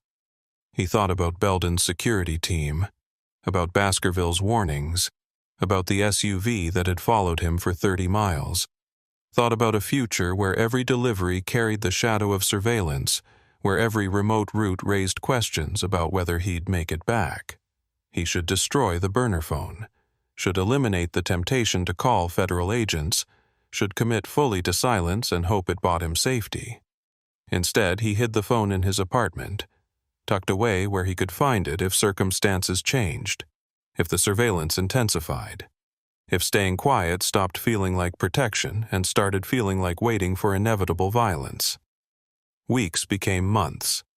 Ames kept running local deliveries, kept his head down, kept his truck maintained and his routes predictable. The surveillance faded to background noise, occasional enough that he could almost pretend it wasn't happening, infrequent enough that paranoia started to feel like overreaction. Life developed a new normal, restricted and cautious but stable enough to be sustainable. Then his dispatcher called with a problem. Got an urgent delivery, premium rate, needs to reach a facility outside Rachel by tomorrow morning. I know you're off remote routes, but everyone else is booked, and this client's threatening to take their business elsewhere if we can't fulfill. It's legitimate, established mining company, nothing shady about it. Can you make the run? Ames felt his stomach clench at the mention of Rachel, at the coincidence that felt too precise to be accidental. What's the client's name? What facility? The dispatcher read off details that meant nothing to Ames. Company name he'd never heard, address that could be verified through public records. But the location was close enough to the facility he'd encountered before that overlap seemed inevitable, and the timing suggested someone was testing whether he'd refuse, whether his caution would reveal continued concern about that night's events. I'll take it, Ames heard himself say, because refusing felt like admission, like confirming he had reasons to avoid the area. Load it up, I'll roll tonight. He drove toward Rachel in darkness, watching his mirrors constantly, checking his phone for anonymous warnings that never came. The highway felt different now, familiar but threatening, every mile marker a reminder of the night everything had changed. His trailer carried legitimate cargo, his paperwork was clean, but none of that mattered if someone decided he was a problem worth resolving. The delivery address turned out to be real, an actual mining facility with legitimate operations and normal security procedures. Ames made the delivery without incident, collected signatures, and headed back toward Tonopah as dawn broke over the desert. No surveillance, no confrontations, no complications. Just a standard delivery that happened to be near the facility that had changed his life. But as he passed the access road leading to Baskerville's compound, Ames noticed fresh activity. Multiple vehicles, law enforcement markings, federal agents conducting some kind of operation. He slowed without stopping, caught glimpses of people in tactical gear, evidence being loaded into trucks, the organized chaos of a raid in progress. His phone buzzed. Text from the burner phone's single contact. Investigation concluded successfully. Your surveillance will cease. Thank you for your patience. Ames stared at the message, at the implication that someone had been protecting him, using him as bait, keeping him under watch while building a case against the operation he'd stumbled into. He should have felt relief. Instead, he just felt used, manipulated again by different people with different agendas, but the same disregard for his autonomy. The surveillance might cease, but the knowledge wouldn't fade. The understanding that powerful interests had turned him into a pawn, twice, and might do so again whenever circumstances aligned. Ames drove back to Tonopah, back to his normal life, carrying truths he couldn't share and questions he couldn't answer. State Route 375 disappeared behind him, the extraterrestrial highway living up to its reputation for isolation and strangeness, though the threats he'd encountered had been thoroughly human. And as mile markers counted down toward civilization, Ames wondered how many other truckers ran routes without knowing they were pieces in someone else's operation, delivering loads that weren't what they seemed, carrying secrets they'd never been told about. The desert kept its mysteries, and Ames Ridgely kept driving.